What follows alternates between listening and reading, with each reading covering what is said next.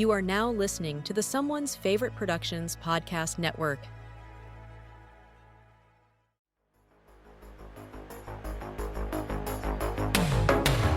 Do you love horror movies? Then welcome to Frightmares, a proud member of the Someone's Favorite Productions podcast network. I'm your host, Austin, and every week myself and a co-host will dive into the world of horror, from legendary classics to hidden deep cuts you might have missed. We kick things off with the latest horror watches, break down the IMDb stats, and take you through a full, in-depth review of the movie. Expect behind-the-scenes fun facts, ridiculous audience reviews, and plenty of laughs along the way. New episodes drop every Wednesday at 6 a.m., so join us on our exploration of the genre one movie at a time, and always remember to stay spooky. This is Frightmares.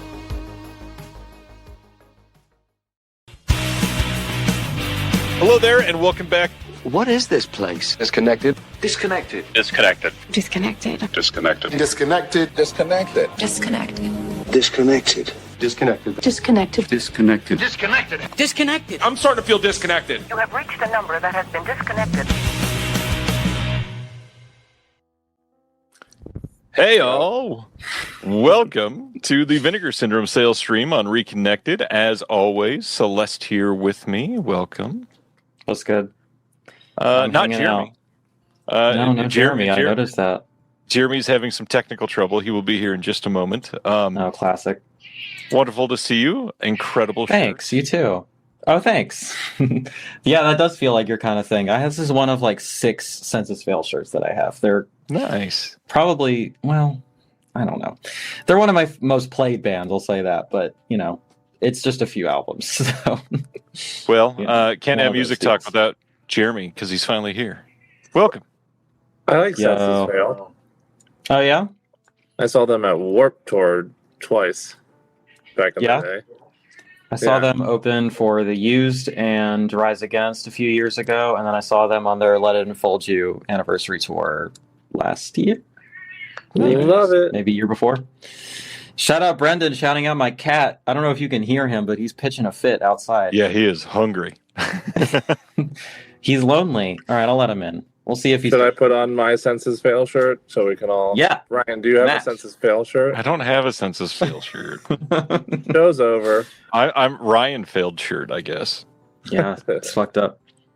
Welcome, everybody. All right. As always, we are going to be live through the sale tonight. We are going to be talking about everything. Josephine wants to know if any of us have seen 24 City, Heroes of the East, Kinzat, The Big Hit, The Admirable, Crichton, Offbeat, or any of those. Jeremy, have you seen any of those? In order. No, no, yes, no, yes, no, no. Look at Bigwig. He made an immediate appearance. He knows what's going on. He knows what's going on. He knows that he wants to be included. He wants to be a star. Okay. And who am I to deny him?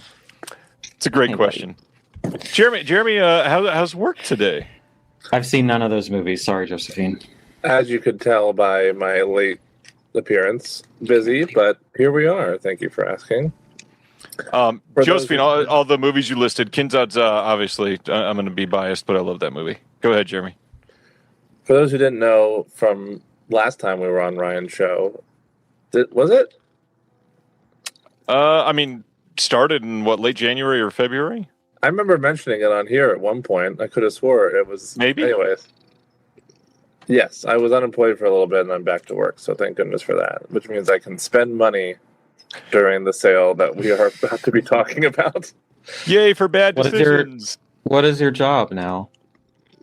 It's the same job at the same place. Actually. Oh, yeah? Asking Celeste. Yeah, they just, how crazy this industry is, but they didn't have a show at the moment for us, which is why I had to go down, and now I have actually 2 new shows I'm working on, so here we are. Uh-huh. Well, that's good. I'm glad to hear that. Also, I just noticed Bigwig in the same shot. His namesake is above him. It's crazy. Very nice. Very nice. Real quick, thank you to Paul for ordering tomorrow. If y'all aren't in the know, that's got me on it. Are we talking about that one tonight? We are. It's the very first announcement tonight. Oh hell yeah, that's perfect. I'll wait then. All right. Yeah, I we get to also- talk about Olivia Newton-John. John, I shout just- out Suicide Silence. Big fan. I just ordered it Good too, stuff. Celeste. Nice. Thank you. From my favorite person, Travis, of his website. Travis is cool. of his website. It's been a long time since the three of us have got together. Celeste, what's new with you? Gosh, what isn't new with me? I don't know, man. I'm just busy all the time. I mean, you've kind of Constantly. exploded on disc contributions over the last 6 months. I guess. Yeah. I mean, when From you think 0 about- to like 5 or 6 now? Yeah, something like that. Okay. It is a big jump proportionally speaking. So I'll give you that. Yeah, that's true. There's that. My main job isn't really a thing anymore, so now I've just been pet sitting, so that's a lot of driving, a lot of being in other people's houses, a lot of that's what I did. That's what I'm doing tonight, actually. So I might not be able to stay as late as usual, but I just came straight from there to here, and I'm gonna go going straight back. The whole thing, but it's also like 20 minutes away, so it's the whole thing. But yeah, I get it. had to Jeremy's order back to tomorrow for Olivia Newton-John. Celeste as a bonus. I mean, okay, I'll take it. I can't really compete with that, so thanks. Taking the scene by storm is kind of what I do, you know. Jeremy, you're back to work, but the bigger thing too is that you and I get to hype up a movie that we're working on tonight. Stolen Kingdoms launches its roadshow, the first theatrical roadshow for Antenna releasing. Jeremy been working hard behind the scenes with us. You got to see it live at Braindead Studios earlier this year. Are you going this week to any of the live? I'll be seeing it at Braindead Studios again tomorrow evening. Nice, very nice. Mark Pellington of some pretty big titles, just Arlington Road and the Mothman Prophecies and the Jeremy music video will be the moderator of the Q&A tomorrow. That's pretty cool. But yeah, maybe the coolest thing about it is that we got it on the Letterboxd video store. So if it's not playing anywhere near you in theaters over the next 5 weeks, check it out on the Letterboxd video store. That's kind of crazy that our first title was able to do that. Super stoked about that. I posted it on my social medias so that anybody who couldn't make it out tonight to the Lemley or tomorrow to Braindead can rent it and watch it from the Letterboxd video store. And yeah, if anybody wants to know what else I'm up to besides being back to work, I'm making all my real money by being chief talent officer with Antenna releasing. Ryan and I have been, although I haven't been on the show in quite some time, Ryan and I have been seeing each other and talking quite a bit with making things happen behind the scenes with Antenna. It's been busy. Celeste, what have you been watching recently? I don't know that I've seen many of your pop-up videos like we were for a long time. Yeah, it's a whole thing. I'm trying to. Just saying. Yeah, I know you're out here being like lazy bones over here, 0 uploads. You know how it is. I'm uploading so much. Yeah, I mean, you are. You're pretty consistent. What the fuck? You start a goddamn company and you're producing movies. Don't you start with this. Literally what I was gonna say is you're like, oh, you're exploding on the scene. I'm like, I guess compared to you, it's like, okay. You're out here fucking on Letterboxd, got your movies on the app and shit. Like, okay, whatever. Okay. Thank you, buddy. We're all just living in Ryan's shadow. I know, really. I am tall. What have I been watching lately? So I do this new thing on my live stream since I'm apparently primarily a live streamer now because that's the thing I can do consistently. But where I basically for a $20 tip, I'll watch whatever you want and I'll review it. And that's been pretty popular, but it has expanded my watch list quite a bit. And so I've been watching a lot of those. It's just whatever the viewer's whims. I do a lot of, I may be over prepared, but for these disc releases, I watch a lot of stuff to like try to prepare for them. So like for the tomorrow disc, which we'll talk about, I watched like the Monkeys movie because I wasn't really familiar with the Monkeys. Nice. I watched some of the TV show. I watched a few more of Val Guest's films. I just get a list together of stuff, and I've got a list of like all the stuff that I need to watch for the the upcoming essays. And the one, I don't know if I should say it because the title has been announced, but the fact that I'm on it has not been announced. So I guess I'll keep it a secret. But I watched a shit ton of stuff this past couple weeks for that. So maybe somebody can figure That should it out be if they announced want soon, like in the next. peep 2 my weeks, letterbox. I think. Nice. Okay. Somebody can figure it out. But other than that, I have really slowed down on my theater watches, but I'm still trying to be more or less consistent. I think so far I have like 22 films on my 2026 list, something like that. So, we're well above the average person, I imagine. But last year I'm still not done because I'm insane and I don't know when to stop. But I need to put out my fucking 2025 video so I can just be done with that. It's fine. It's perfectly on time. Very timely, right? But that list is at like 115 or something like that. So I'm like, it's not quite as much. But Nice. Jeremy's is at 587. Is that a joke? Yeah, it is a joke, but it's probably not. I literally wasn't sure because I know it's like he's insane. I genuinely don't know how he does it. For this year, it's I'll get back to you. Let's see. Not to get hashtag political or whatever, but this morning I went to see Palestine 36 from Watermelon Pictures. So fucking good. It's so fucking good. And I'm not just saying that because that's like one of my hobby horses and I like think genocide is bad or whatever. I mean, genuinely, like the fucking movie is so good. Like, okay, can we talk about, I'm always whining about how modern movies, every fucking thing is in shallow focus and like, it's all got like the same look and like poorly there's not really any. Yeah, it's just I don't know. It's like, and I don't know enough about cinematography really to be more specific than that, and why I don't like how a lot of movies look nowadays. I can kind of overlook it because sometimes the movie is just so good that it's like okay. But like this movie is shot so beautifully. It's shot on location in Palestine over the past 2 years, so they had to delay production a bunch of times. I'm sure you can guess why. But like everything is in focus. You can actually see everything and it looks so good. But it's a historical drama about and I've heard that there's a few inaccuracies here and there. So I want to like I want to look that up just so I don't like repeat anything that might be untrue or whatever. But like it's sort of talking about how the initial colonization of Palestine to sort of lead to the creation of Israel. And what I really like about it is how it not to do a whole film review on your show, but like I'm just thinking about the movie all day. But like I really love how it sort of not in a ham-fisted way, but really emphasizes how like really the primary lens of oppression that's happening there is not by Jewish people, but by like colonialists. Like it's a colonial project, and that's what we. That's like the thing. Laughing while you're saying this, but Bigwig is amazing. I know. It's a skill trying to do this while I keep track of him, but yeah, really great female director. Check that shit out. It just finished playing in Richmond, so I don't think it. But you know what? I saw that it was announced along with Stolen Kingdom for the Letterboxd Video Store. So while you're there, why not make it a double? Check out some cool shit. All right. So that's a big recommendation. And it is coming out on Blu-ray from Cohen in the UK. Oh, really? By the way. Yeah.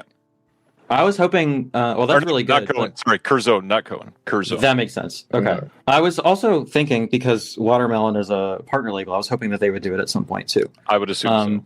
Yeah. It's really good. It's also like it's so like I mean, I go into these. I'm going to be honest. If it's not good, like that's my job. I'm supposed to tell you if a movie is not well made or not good. But like it's so ambitious and so like I don't know. It just such little resources, like they put so much into it. And it looks so good and like it's really amazing. What was I going to say? Oh, let me tease something else. I am actually going to be doing because I fucking scheduled it and I have another person with me. So like I have to do it. I can't just sit on it. But I am recording a review of Obsession with a fellow podcaster. It's not Annie. It's not Girls, Ghosts, and Jala. I know we do a lot together, but a new person. And that recording is going to be tomorrow, and that'll be up when I edit it. But I guess I'll just say that I didn't love it. I like it, but I didn't love it. I think it's not quite there. So we're gonna hash that out, talk about it. You know what's interesting? I felt the same way, rambling. and then like 3 weeks later, I realized I liked it a lot more than I thought I did. And I'm not saying that you're going to feel the same, but the same thing. I walked out and I was like, "Oh, well, that was good, but like not great." And then I realized 3 weeks later, I couldn't stop thinking about it. And I agree with Ryan because we had already had a conversation. You became obsessed. I'm not obsessed with it, but.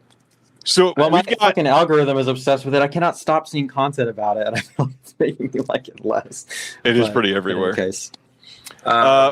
We got like 41 Letterboxd watches this year so far. To answer the this earlier year. question. Wait, are we saying those are 2026 films or just things you've watched this year? Oh, that was just things. That was just total films watched and logged this year so far. 2026 films is only 88. What was the total number? Only 241. God damn. Okay, so you're at 4 times the amount of 2026 films as me. Let me check. I think you're a little under twice as much for just general movies watched. I don't know how some of y'all do this. Like, this is my job, and I don't have the numbers that some of y'all do. I know this is kind of your job too, Jeremy. But like, you know what's sad? Jeremy's not even been able to log everything he's watched. There's a bunch of stuff he's watched that can't be on Letterboxd. For reasons that I'm at 182, so that's pretty good. All right, that's great compared to mine. I don't even think my log titles. I don't even think I'm at 50 for this year.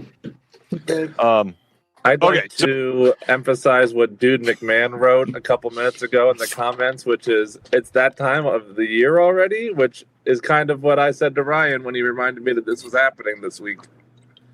Me too. I was like, whoops, let me put that in my calendar. I'm glad I'm free. Yeah.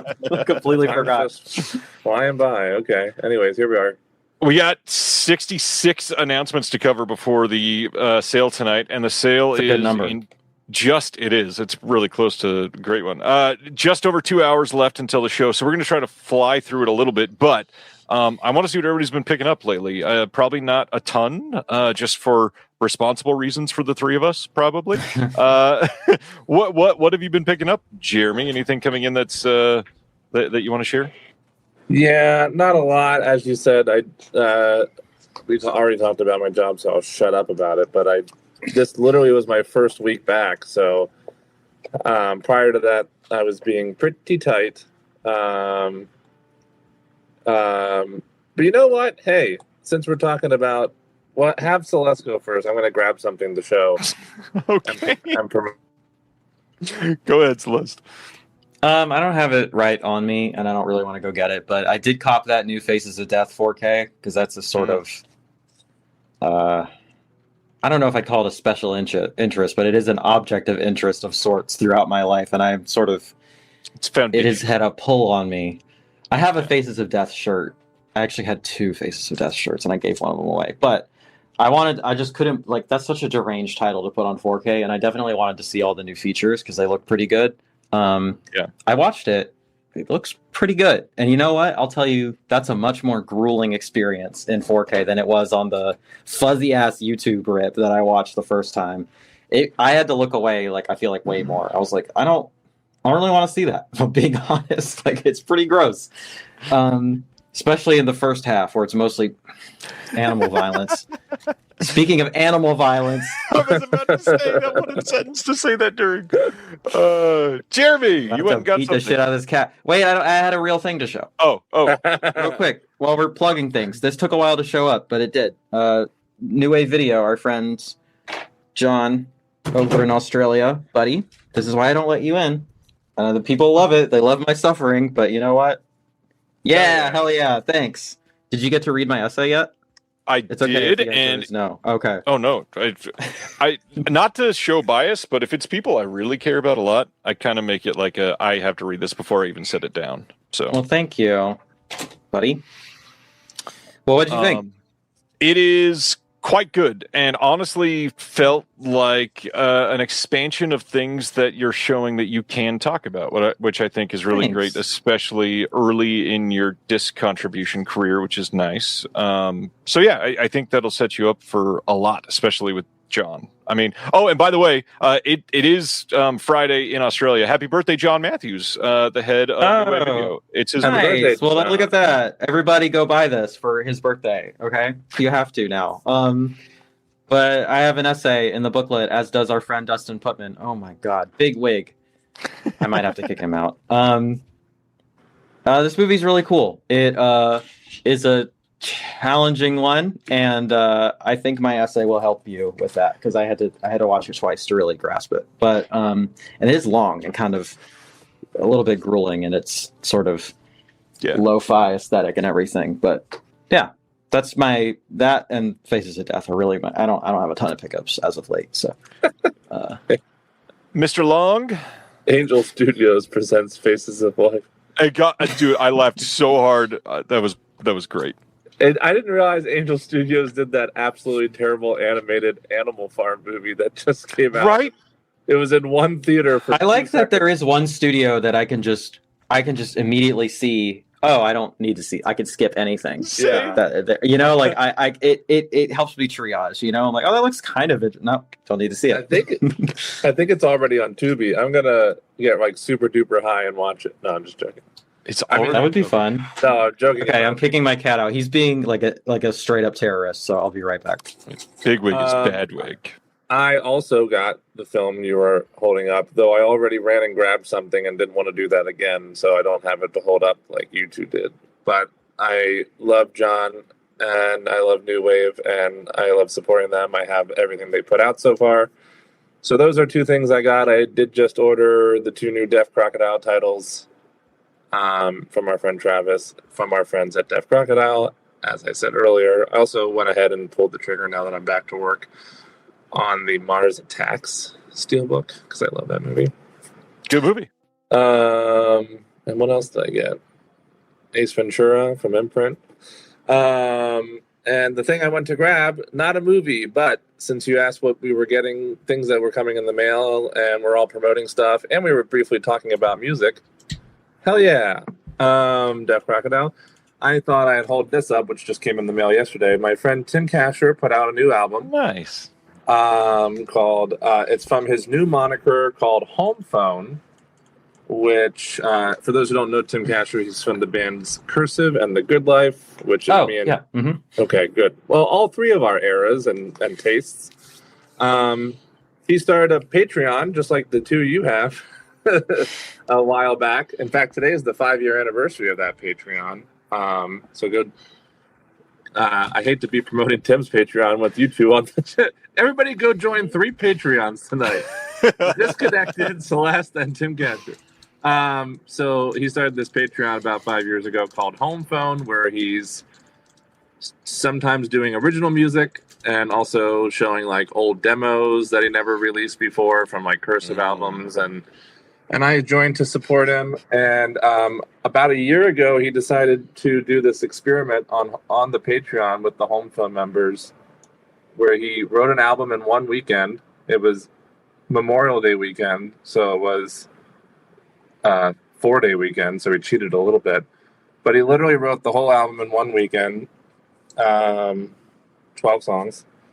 And I think it turned out great. He did like a really good job. Nice. He played them for us live during that weekend so that we knew it was legit, and then recorded them more professionally for the album.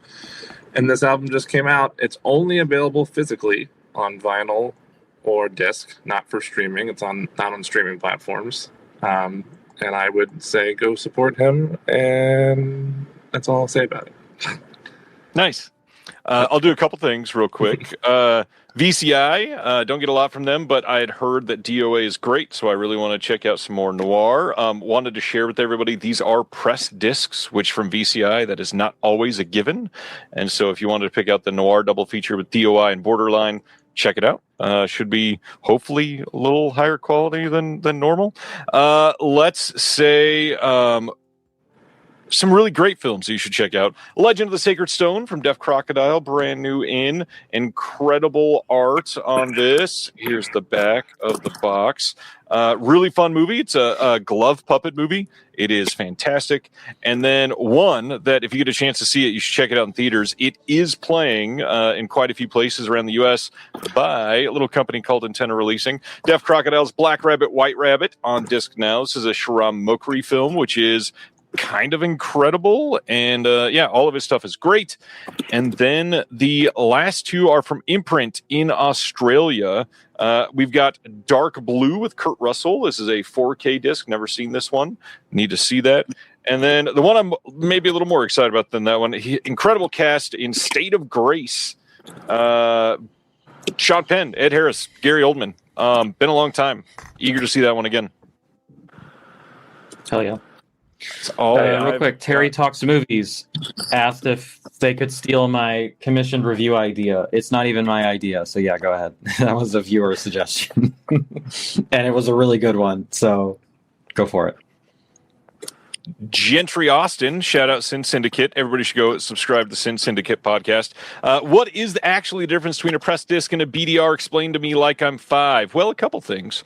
The first thing is there is a theory that they don't last as long and they're cheaper. Personally, I think that's a little overblown of a worry because they are still so much in a kind of new phase of the technology that people are speculating that they're going to last less amount of time. But then the second thing is that they are literally just burned discs. They are something that are possibly going to be done in lesser quality, and they're not going to have as high fidelity, basically, as the press discs. So they're a little less reliable on that front, but not by much. Jeremy, you type like you are trying to run from a semi-truck, by the way. It's very endearing. I just, okay. I have no excuses for it. We got a lot to cover, so let's just jump into it. I'm going to let Celeste promote this one. Celeste, tell us about Tomorrow, which is coming on Blu-ray from Deaf Crocodile at the end of June. The boys at Deaf Croc. Real quick, COVID and cult film. I'm catching up on chat because I was yapping too long. Says, complimented my essay, and I appreciate that. Okay, Tomorrow. Boy, if you like musicals, if you like space films, if you like weirdo sci-fi sort of psychotronic oddities, if you like movies that shouldn't exist, if you like movies that were DOA, pretty much, like just immediate failures and strange oddities, I pick this shit up. It's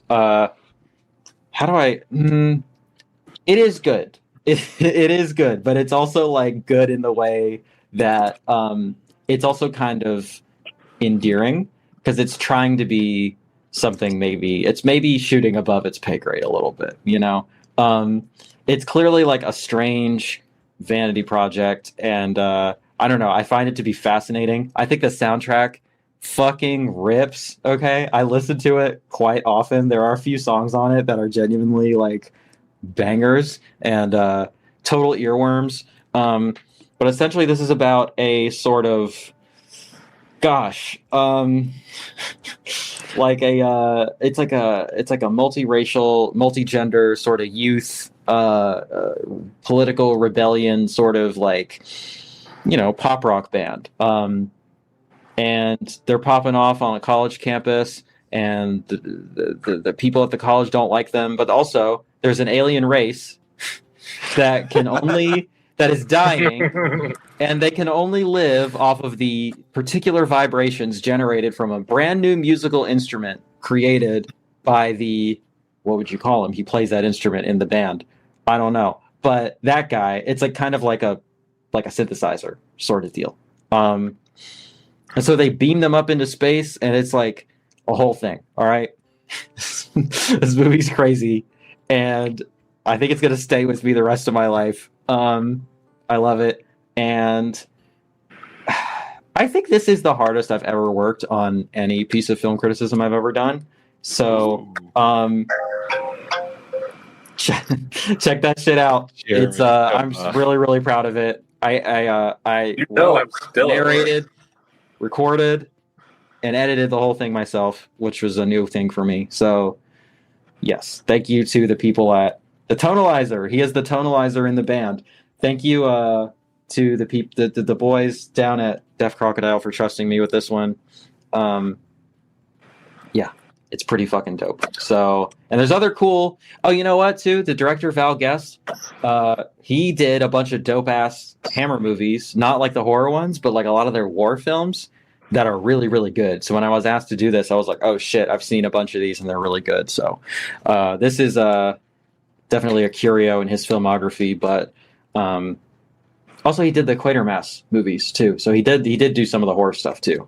Just a small director. Yeah. Yeah, just, you know. I will AI say it kind of feels like an AI generated movie, but it's not, you know. I mean that in a good way. I know that doesn't sound like it, but I mean that in a good way. Where like it's the sort of thing that feels cooked up in a bizarre fever dream, or you know, in some kind of altered state of consciousness.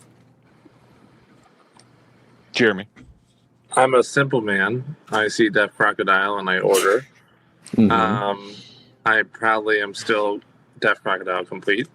And then I saw our friend Celeste did the essay on this, and that made me even more excited. And then I heard our friend Celeste explain the plot of the film. And now and you bought a second copy. I'm very excited to buy one for your friends as soon as possible. It's also going to be one of their last hardbox editions, which is, I think, good, but also the end of an era. Well, at least for like a single deal, like disc sort of thing, right? Like they're not going to do a lot of single film hard boxes. Like it's not going to be, I don't know. It's going to be different. Kind of. Yeah. All right. There's not going to be as many. That is absolutely true. Most of them will be slipcovers coming up. But yeah, I mean, yeah, listen to Celeste. The rundown of like the first 10 minutes of this movie does sound AI generated. It's literally like there's this co-ed band playing in a library and then these aliens show up, right? And then and you're like, wait, what? This movie's great. We get an archival video interview with Val Guest that's an hour long. We've got a piece from 1942 that's a delightful World War II propaganda short about the danger of spreading germs, directed by Val Guest. There is a 13-minute piece from 1969 called If I Could Turn You On, which is a stark experimental film documenting an avant-garde performance at the Camden Roundhouse, one of the locations used. New commentary by such cool ideas for short films. I'm so excited to watch these. Commentary by Andrew Sandoval. New visual essay by Celeste called Tomorrow, Musical Humanism Through the Stars. New visual essay featuring a 1988 audio interview for the British Entertainment History Project with Val Guest discussing his work on Tomorrow. And yes, he says the word tomorrow like 87 times in that interview. That's really great. We got a 60-page booklet with this. We've got new writing by Yolanda Donlan and Dennis Bartok. There's a new essay by Walt Chow, as usual. Incredible release. Check it out. And I know a lot of people have been kind of ho-hum on this art. When you watch this movie and you see the scene that inspired this, it is the most silly fever dream of a Scooby-Doo scene that's not from Scooby-Doo that you will understand this is the perfect art for this box. It is incredible. Yeah, I was really wondering what they were going to come up with for it, and I'm pretty pleased with it. I think it's pretty cool. It's fantastic. And that's not even the only thing Deaf Crocodile is releasing. We're actually going to talk about them a lot tonight because tomorrow their subscriptions open up. But the last title that is coming out as part of the first 6 months of the year subscription is Hoffmaniata from 2018. This is one of the most luminously beautiful and richly detailed stop motion features in recent memory. The Russian director Stanislav Sokolov's masterwork finally arrives in North America. It is going to have a black and white film, which is a 1984 19-minute Sokolov's early stop-motion short film. Hoffmaniata Frame by Frame from 2018. That's 23 minutes long. A fascinating behind-the-scenes doc on the making of. New visual essay by John Adkins. New commentary by Adam Rakoff, James Hancock, and Martin Kessler. New video conversation with British stop-motion animator Barry J.C. Purves, discussing Hoffmaniata, Purves' own career, Ray Harryhausen, and King Kong. That thing is 40 minutes long. And then in the booklet on this one, we got a new written interview with Stanislav Sokolov, new essay by Maria Tescherenko, new essay by Kevin McNear, and of course, Walt Chow. If you've never heard of Hoffmaniata, go watch the trailer. This looks incredible. This looks like a very carefully laid out Guillermo del Toro stop motion piece, and I am so stoked for people to see it. Is it Chaw or Chow? Technically, it's neither, but Chow is how he says it. Okay. It is Walter Chow. Well, I'll update that in my vernacular going forward. Right, so thank you. Yeah. I ordered this as well because, but just to remind you, I'm a simple man, and if it says Deaf Crocodile, I hope people love this. It is going to be a fun release. The other giant news out of Deaf Crocodile headquarters is that they finally made the leap, and as of now, they've decided to bring shipping and fulfillment in-house. And if you have not thought about how much work that takes for a small label to do, it's a lot of work. And their warehouse is now located very close to my house, actually, here in my town in Kansas City, Missouri, because my wife is running the warehouse for Deaf Crocodile, and she is amazing. When you have something coming from Deaf Crocodile, that's going to be shipped by Antenna Releasing and my wife. So thank you, babe. Deaf Crocodile also is going to be stamping every single box moving forward with this wonderful Romero stamp, and I cannot wait to see the cool things that we can do. It's really cool that they're bringing it inside. That means that they can save costs to the customers, save cost internally, and make sure that they can control how they're shipped. So, yeah, I am excited. I'm going to get the Romero approved face tattoo. Can it be a neck tattoo? Sure. Okay. It's a circle, so I feel like it'd work better on the cheek, but, you know. Yeah, I get that. Let's talk about Cauldron. We haven't talked about much of their stuff since Conquest and Jack the Ripper were announced. August 28th, they are releasing 3 different titles on Blu-ray. First, we've got Emergency Squad from 1974. I just thought that comment was funny. Oh, Tyler. What is this? TB Kane, speaking of Deaf Crocodile, now that the warehouse is in KC, that means for once I might be getting orders earlier than everyone else since it's only 2 hours away. You probably will be. Very nice. Madhouse wants to suggest an ass tattoo. fine. I'll get one. You're making a lot of assumptions about how much real estate I have on my ass right now. I love that Jeremy said yes for himself without being asked or promised. And Gentry saying we need to put the boys to work. Jonah is the one that's done half of the stamping so far, by the way. Okay, so Emergency Squad from 1974. This says Consumed with Vengeance. Tomas Milian from The Big Gun Down and a bunch of other wonderful movies sets out to take down the man who murdered his wife during a robbery. Meanwhile, the culprit, he has one last big heist up his sleeve if he can stay ahead of the law and keep his own gang from mutiny. This will have a 2K restoration from the negative. It'll have a commentary by Eugenio, Nathaniel, and Troy, the same triplicate that is on so many of these Italian films. We got a handful of interviews. We got some archival interviews, and then a bonus Blu-ray disc with Eurocrime, the Italian cop and gangster films that ruled the 70s, which is going to be a fun doc from 2012. There's also a full-color booklet with liner notes by Eugenio Ercolani, Troy Howarth, and Mike Malloy. This sounds like a really great release of this film. I have not seen this one. Either of you? No. Can't say that I have, nor have I ordered it, to be honest with you. It's true. It is true.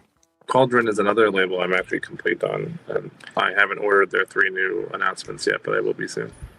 Jeez, nice. That is a big label. I think it might be easier to ask you which labels you're not complete on. It's a good question. All the other ones. Oh. That is not true. That's not true. Next up from Cauldron, the same day, August 28th, they're putting out a Blu-ray of Urban Warriors from 1987. Now, this one is slightly different. It will be on a new sub-label that they're doing called Cauldron Crypt. And for those that have not read about Cauldron Crypt, it is a new sub-label from Cauldron offering deeper cuts into obscure cinema while keeping the customer's budget in mind. So titles from Cauldron Crypt will not include slipcovers, but they will be limited to 1,500 numbered copies of first pressings, complete with the bandolier. And I had a lot of people asking, what is a bandolier in the comments? It is this little blue sleeve around the bottom half of the case here. That will be. It is a belly band, essentially, but it's just around the case instead of a box, which is the normal way that other labels have done belly bands. So it's got the bandolier, it's got a booklet, and then their usual standards of audio-video quality with a price point of $24.99 or less, allowing adventurous film fans to think about a blind buy. So this one says, Brad is a muscle-bound technician working in an underground lab when the lights go out unexpectedly. After he and his colleagues find their way to the surface, they discover that the world has suffered a nuclear disaster that has turned the surviving humans into homicidal mutants ready to kill them all. This is a 4K restoration. It is going to have the Italian mono with newly translated English subs. We've got Mad Carl, the Urban Warrior, an interview with Bruno Bellata, Herb Eterna Warriors, an interview with Sergio Rubini, and then an interview with Eugenio Ercolani about it, plus a trailer, and then the booklet inside will be there with the liner notes by Mike Foster.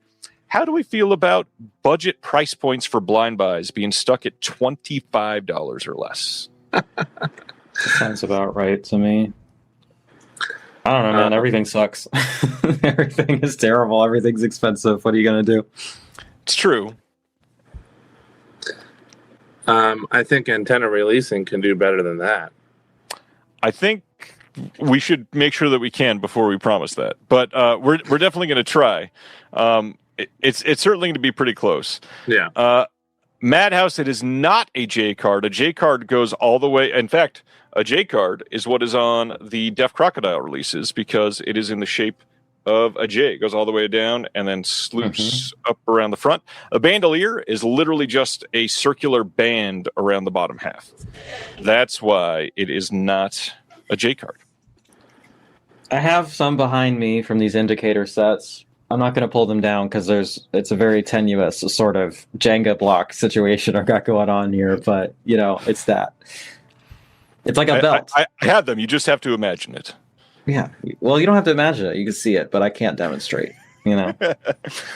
That's not the only Cauldron Crypt title. The other one that they're putting out is the one that I'm very excited about. 1987's Supersonic Man. This is from the director of Pieces, Juan Piquer Simon. Another film that is exactly what you think it is. This says an extraterrestrial being is sent to Earth to save it from evil genius Dr. Gulick, intent on using his army of henchmen, a killer robot, and an unstoppable weapons to bring the world to its knees. Our hero arrives just as a top scientist is kidnapped and sets his sights on protecting his daughter Patricia, who is next on the hit list. Using both his secret identity and superhero alter ego Supersonic, he thwarts the villain at every turn until the final showdown. This is going to be a 2K scan of the interpositive. The English language is the only language allowed on this release. We're not going to be able to have the original Italian on this one. It says we are going to have the superpower of ingenuity, an interview with Isabel Piquer. We've got Supersonic Craftsman, an interview with Antonio Garcinuno. We got an interview with Domingo Liscano, and then we've got Supersonic Man and the Superhero Movie's Original Legacy, a visual essay by Mike Foster, plus the liner notes on there by Mike Cornick and Thomas Horshin. Either of you into this one? Absolutely. Sure. I'll watch it. Why not? That's a great question. A lot of people saying this one's great. I cannot wait to see this. I will be ordering it. And Gato says, I love Cauldron, but Urban Warriors has to be one of the worst Italian post-apocalyptic films I've seen. Ooh, interesting. But they'll still buy it. Yeah, it's true. Are you complete just like Jeremy? Anyways. Hey, Treasured Films on July 27th is releasing I wonder what genre this is. A Blu-ray and CD box set called Red Blood on Black Gloves, the Giallo trilogy by the Onetti brothers. This is going to be a 3-film box set, and it is covering their 3 Giallo films on this. We've got illustrated book with essays by Claire Donner, Matthew Tilt, and Mike Foster, and brand new box artwork that looks pretty decent. We've got a web store exclusive, if you want, set of 3 stickers representing each of the 3 films in this, plus a double-sided poster. You've got Disc 1, Sono Profondo, also known, the Redux edition of this one, and another post on this one. We've got Blu-ray presentation from the 2K, new making of doc and backstage featurettes. The second disc is Francesca, the director's cut. This is also from a 2K master of the director's cut. New making of doc and backstage featurette as well. And the third film in there is Abracadabra, the director's cut. And you might recognize that title because it was a Cauldron film release way back in the early days of Cauldron. Each of the films get a CD soundtrack, but the one thing I should say about these three films, if you're into these films and you live in the U.S., you may want to hold off on buying this box set, is all I'll say. Oh. Like hold off for 2 hours? Not 2 hours, but probably less than 90 days. Oh. Okay. Well, embarrassingly, Treasured Films is another one I'm complete on. But Jeremy. Well, they're treasured in your collection, you know? if you tell me to hold you gotta off, keep it up. then perhaps I shall, even though I was actually quite excited about this release previously to that comment. I like that you're pretending that you're not going to buy both. That's good. Moving It's on. good to pretend for a little bit, you know? Yeah. Celeste, how do you feel about Neo Jolly, like newer films that are made to feel like Giallo? You know, I think a great contemporary example of that I forgot to mention at the top of the stream is another recent watch I had, and what I think is handily the best film of the year, and that would be The Sheep Detectives. Really, just a truly wonderful film in the sort of giallo tradition. Animals, murder, blood. Yes. And Brett Goldstein I'm playing correct about this. Twin Sheep. I just want an excuse to talk about Sheep Detectives because I forgot about it. And I can't believe I forgot about it. And I'm trying to get everybody to go see it because it's so beautiful. And I was sobbing in the goddamn theater. And it's really smart and really special. Ryan, have you seen it yet? I have not. I'm Take your not kids. a theater boy anymore, sadly. Take your kids. It'll be a nice outing. It's got good lessons Yeah. to teach young children. It's very Put one good. of your 18 projects on hold for 2 hours and take the kid. Mhm. Exactly. Sounds like a plan. Hopefully they can stay awake at 1 a.m. when we will go. All right. You don't Next go to the up, theater anymore at all? That's so sad. I have seen, not counting festivals, I've seen, I think, 3 films in a theater this entire year. Oh. Well, it was fun while it lasted, right? It was, and I really should cancel my A-list. I keep saying that, and I keep paying $25 a month. It's so cheap. You might as well keep it. I don't know. All I know is that if you cancel it, then they don't let you sign back up for like 6 months or something like that. So That's not fair. yeah, so you might want to just hang on to it if you think you might end up using it. But Spend $150 on maybe going to the theater. That sounds wise. September 22nd, we have a Blu-ray coming from MVD as part of their MVD visual line of My Only Friend's a Corpse from 2025. Yeah. I don't know how to feel about this, but look at that cover. pretty good. I do like the cover. It's pretty good. All right, next If up. that was on a death metal album, I'd probably listen to it. Andrew made a good That point. band's probably pretty good. Astron 6 is the editor is a good neo-noir, or neo-giallo, rather. The editor's pretty good. I wanna- Barbarian Sound Studio is great. Yeah, I like I want to ask Terry a question. You said, I won't watch Hugh Jackman movies. He was a friend of the Trumps. He's not dead, so does that mean he's not anymore? Because then that would be fine, right? I mean, you know, slight spoilers is in the trailer. He does die in the movie, and he's like barely in it. So, you know, that could be fun for you, right? That is true. I wasn't going to spoil it, but that's true. Yeah. All right. So, My Only Friend's a Corpse. Are we talking about Hugh Jackman? So, never mind. That's how June the sheep are feeling. June 15th on Blu-ray and DVD in the UK from Curzon is The President's Cake from 2025, which I believe this was, according to my friend Brian, the Iraqi submission for Best Foreign Oscar last year. In Nice. 1990s Iraq, I wanna check that out. Lamia must bake the president's birthday cake. She scrambled to find ingredients for this compulsory task while facing potential punishment if she fails. Says a behind-the-scenes featurette and a trailer. You can pick this up online now. Shout out Curzon. You said they're doing Palestine 36 too, right? They are, yeah. Shout out them doing a lot of Middle Eastern Arabic Hell cinema. yeah. That's like pretty fucking underrepresented. So, Well, you know what else they're doing, which is pretty great? How about this one? The Three Colors trilogy coming back in a standard 4K re-release from Curzon. The limited version of this sold out a while ago. You can check this out, and I believe this has everything that was in that limited set. So you get one 4K disc of the films, you get one Blu-ray disc of the films, obviously a disc for each film, and then all kinds of special features, including 10 short films by Kieslowski, the director, 2 additional short films called The Musicians by Kieslowski's teacher and mentor, and then we got The Face from 1966, which stars Kieslowski. There's also a film about Krzysztof Kieslowski, a documentary from 2005, and then an extract from The Pervert's Guide to Cinema from 2005, plus another restoration project from 2021. Lots of stuff on here.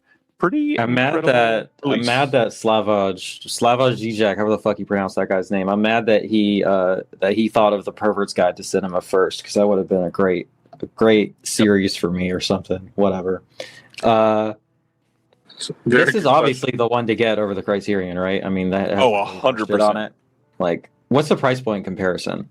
Off the top of your head, it's like $30 more or something like that. Now, is that compared to a 50% off sale or compared to It is. MSRP? Okay, so not too bad. Yeah. I interviewed him once. That's cool. Hi, Andrew. Oh, thank you for answering my question, Ryan. Because when I saw you post about this, I was like, "Wait, didn't they already put this out?" Because They did. And I was wondering what the difference was. But so I am good. I'm just glad that Curzon is starting to print the title bigger than the word Curzon, which used to be a big problem. What was I going to say? Oh, somebody was saying there's different. Oh, the art is the only thing that was limited. Is there like a booklet or anything that's different on this thing? Don't think so. Because okay, so this is a 4K upgrade. So is it like limited now, or is this a standard edition with a 4K This upgrade? is You know what I'm saying? the standard edition that is still with the 4K disc, just like the limited. Oh, they already did it on 4K with a limited? They did, yeah. Oh, that's what I'm missing. All right, my bad. So That it's a different is color. it. Yeah, So Yeah, that's yeah, different. They're going to do one more, then you have to get all 3 colors. Oh, that's possible. I'm not joking. Like blue and then white, they're going to do a red one. Yep, that is probably, yeah. God damn it. Yep, that was good.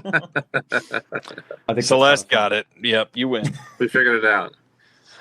June 9th, we are getting a Blu-ray from Okay. Undercrank in the U.S. of Edward Everett Horton, 8 silent comedies from 1927 and 1928. Well, don't- This is a Well, don't two-disc set. undercrank.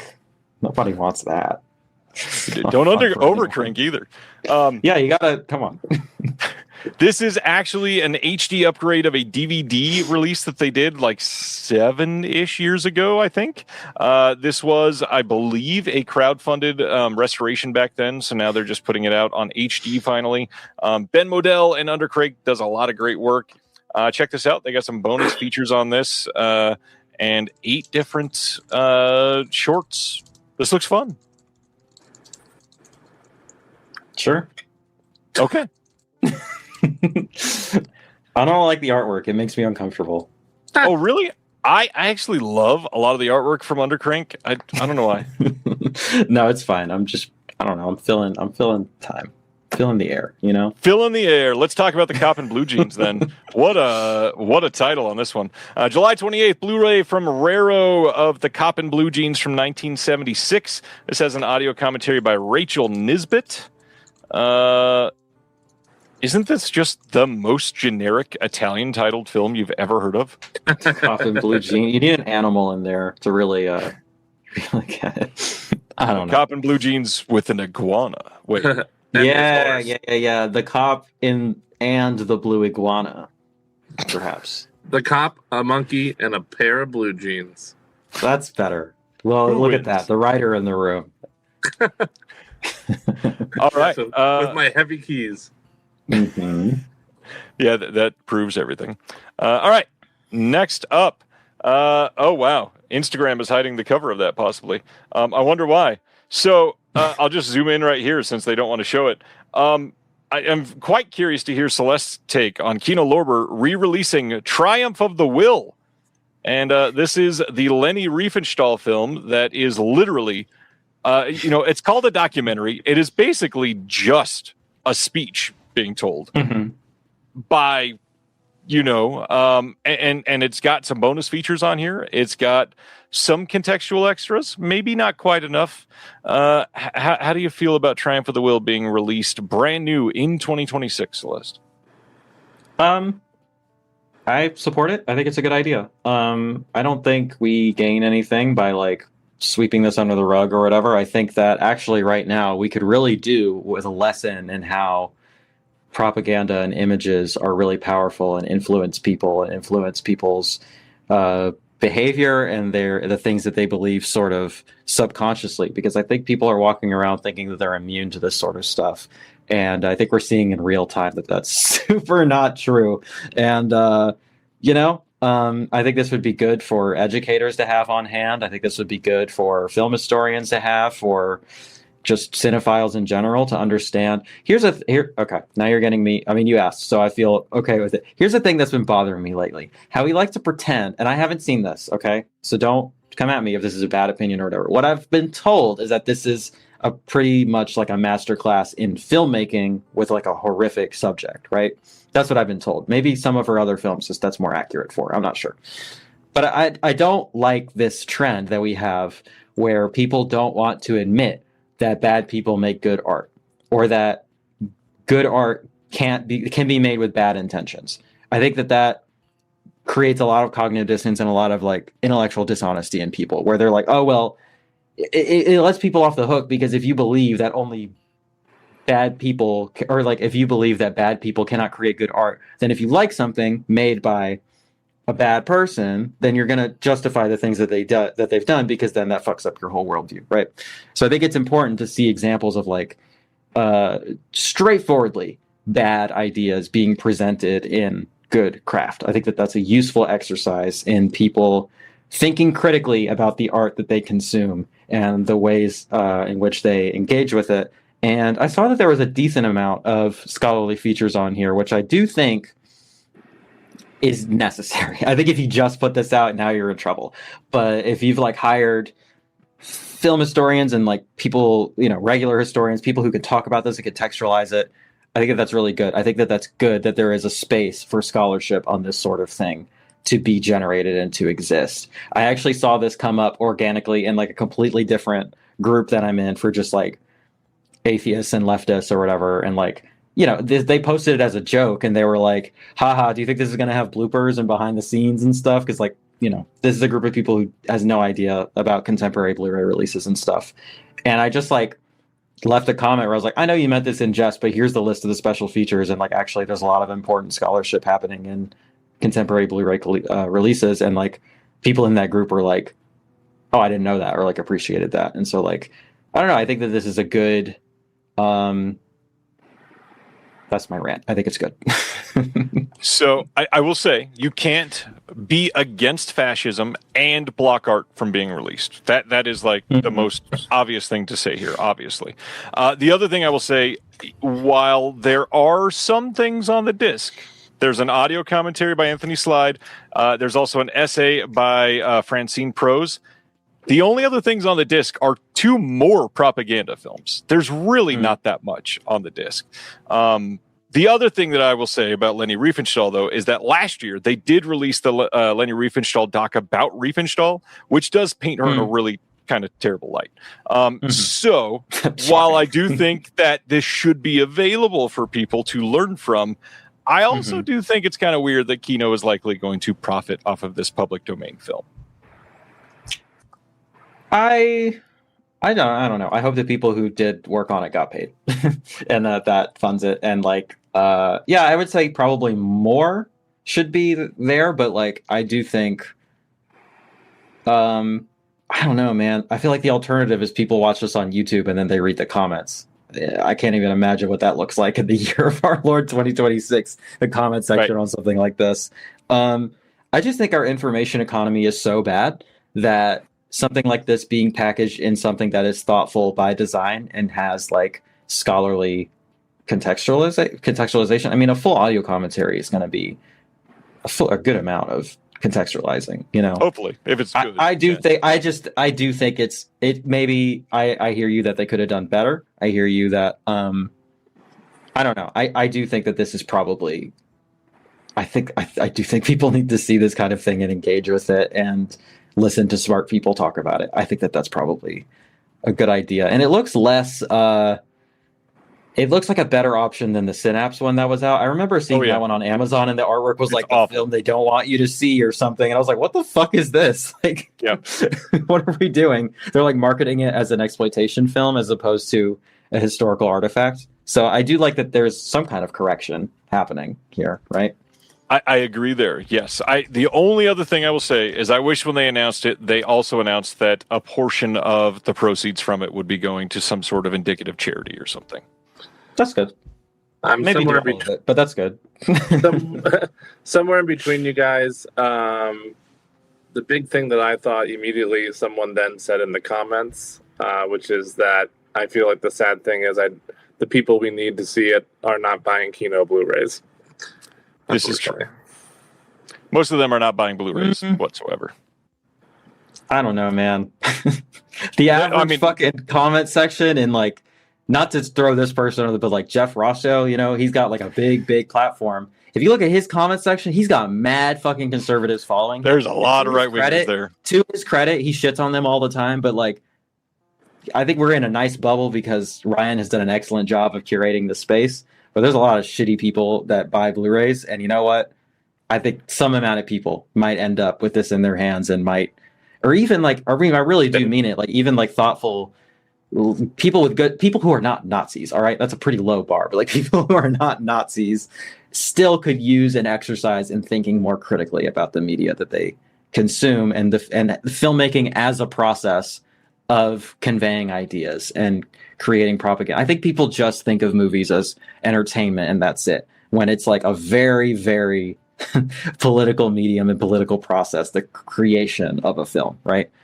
I don't know, man. Anything in the column of encouraging people to be a little bit more thoughtful. I just feel like shit is so bleak. So maybe I'm being too nice about it, but that's just where I'm at. I do like what Craig said. They're selling this title on its own. Bundle it with the documentary on Leni Riefenstahl as a single release. As a standalone, it could seem like a bad idea. But to give Kino a little bit of props, in response to that, the very next announcement, this comes out a week before Triumph of the Will, is from 1948 1973 called Will It Happen Again? The legendary anti-fascist propaganda film. Independently produced in 1948 under the aegis of the U.S. Navy Club, Will It Happen Again? Is a carefully calculated and beautifully executed takedown of the Third Reich. So what they did is there was another piece that reshaped this in 1973. So you got both of the different versions on this with an audio commentary by Anthony Slide, who also did Triumph of the Will. So bundle those two releases as a single release. And I think a lot of it maybe goes away. I think a lot of the complaints could be gone right there. I see. I think Craig is probably right. I mean, especially as a distributor, you know more about how this sort of thing happens. And I do agree that it is a strange choice to put it out as a single thing as opposed to like with the other thing or with this, perhaps. Like you could definitely bundle that, and they bundle shit all the time. I don't know, like I don't know, they could come up with a catchy title for it, like 2 propaganda films or 2 sides of propaganda or something. I don't know. You know what I'm saying? But I don't know. I agree. Yeah, legitimizing it. Yeah, I see that. I see that argument. Yeah, I hope it's entirely clear that I don't love the idea. It's just in Celeste and the Cabras for Triumph of the Will. Yeah. I mean, anybody who has watched this, watched your stream, Celeste, or even when we've done this before, knows where you stand on things. So I wouldn't be too worried about that. Thanks. And yeah, I've seen this quite a bit. Views Parallax is asking, what about when Synapse released it on they're saying DVD, but it was actually released on Blu-ray back in 2015, or is that a different era? I don't know if it's a different era, but obviously, like, reading the room, 2026 is a lot more overtly Nazi than 2015 was, and that is terrifying in itself. And yeah, I don't know. This doesn't feel like a great time to announce it, but at the same time, is there ever a great time to announce it? I mean, Nazi suck, period. You know, maybe to be on the other side of this a little bit, I saw a comment earlier that was like saying like it's like whining about Birth of the Nation or something. I'm just gonna say that Birth of a Nation is not only a dog shit movie, but like is directly responsible for like a lot of Black people being killed by the KKK. Like that's a pretty straight line that you can draw there. So like again, I'm not gonna say bury it, but I think it's pretty legitimate for people to like push back on like any sort of canonization or lionizing of that as a work, because again, and I do think it is part of this larger thing that I'm discussing, where like it's part of a lineage of cinema being used as a weapon and being used as a propaganda tool, and people want to think of it as a neutral medium or whatever, and it's not. But yeah, I mean they do have Birth of a Nation out on Blu-ray. I think that has a good amount of extras too, and I would support that as well, especially since, I mean, I don't know. I guess these are also public domain. So like, okay, let me be clear. If fucking Lenny, whatever the fuck her name is alive and well, and this is not a J.K. Rowling situation. All right. You know what I'm saying? Like if she was profiting, I'd be like, okay, don't do that straightforwardly. But like public domain stuff, you know, you can be a little bit more, not to pick this word, but liberal about these sorts of decisions. You know? All right. Well, this isn't even the last time we're going to talk about anti-fascists during this episode, so we'll carry on.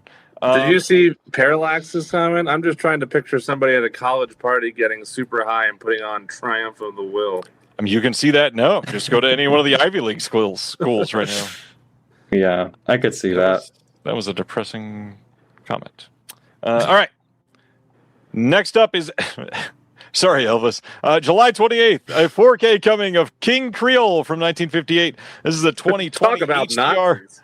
Talking about crimes against the Black community. I feel like that's going to be the thing that gets people the most mad at me. Yep, that was perfect. But how can you be mad about that? It's so true. All right. So this was the Paramount restoration from a 4K scan of the OCN. This is going to have a new commentary by Imogen Sarah Smith, of all people, which that will be an excellent commentary. I'm not an Elvis person. Either of you big Elvis people? He's got some bangers. I'll tell you what, that Baz Luhrmann film fucking whips. It's so good. I've been a defender of that since I saw it. It's really good. I fuck with it heavy. Here's where we'll have to disagree, Celeste. I love how fucking crazy that man is, and the films that he makes are completely insane, and I just fuck with it. I think the editing in it is crazy, and I am here for it. I'm not a big Elvis fan, but I like some of his songs, you know? Yeah. It's good stuff. If a little less conversation, a little more action, please, comes on, I'm going to jiggle my feet, but I'm not putting it on. Can't Help Falling in Love. It's a beautiful song, you know? It is. All right, that's all I have to say. All right. Yul Brynner, though, amazing musician. I'm kidding. July 21st, Blu-ray coming. And Nazi. Jesus, Jeremy. From Kino... I read Escape from Zoran, and I was like, oh, it's every fucking conservative New Yorker's favorite movie. It's just a Long Island movie? Oh, it's just the billionaires of New York putting this on, you know? Oh, God. Not free healthcare for children. Escape from Zahrain from 1962. New HD master by Paramount from a 4K scan of the OCN. New commentary by Dwayne Epstein. I mean, we're not going to get around all the allegations of that joke there. Theatrical trailer. Yeah. Probably my favorite Epstein, if I had to rank them. You know?